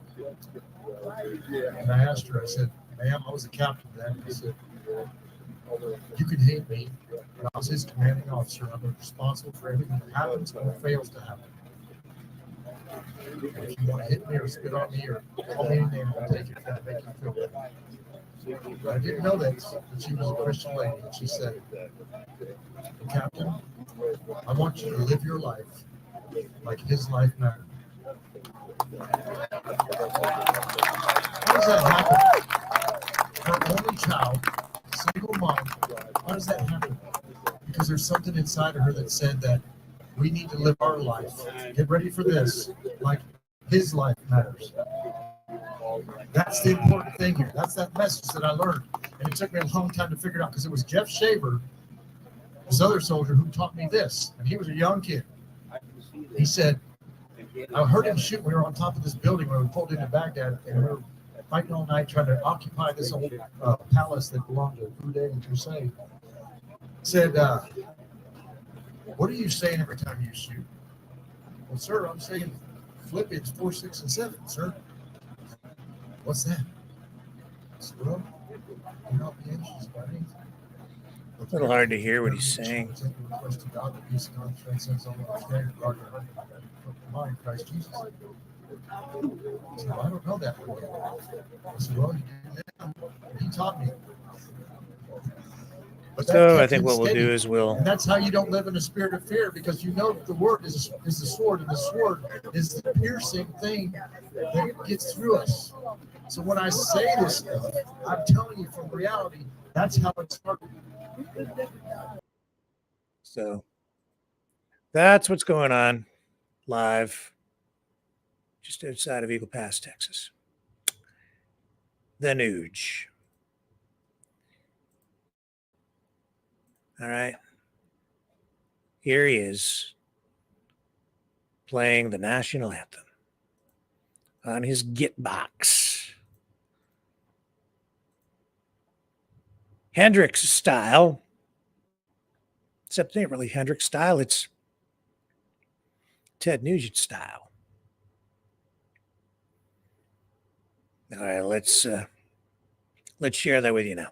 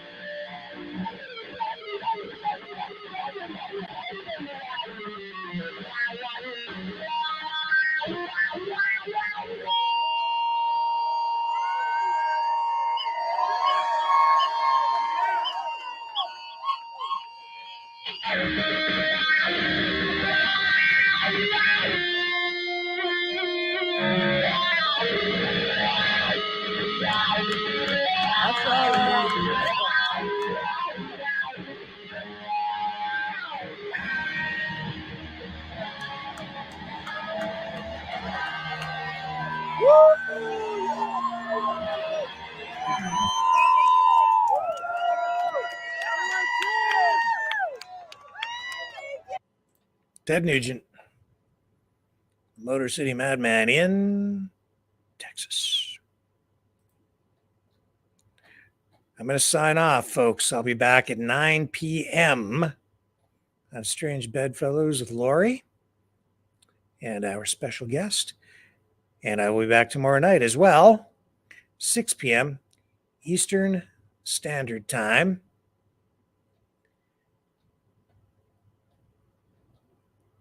Same Maverick time, same Maverick station on the flip side.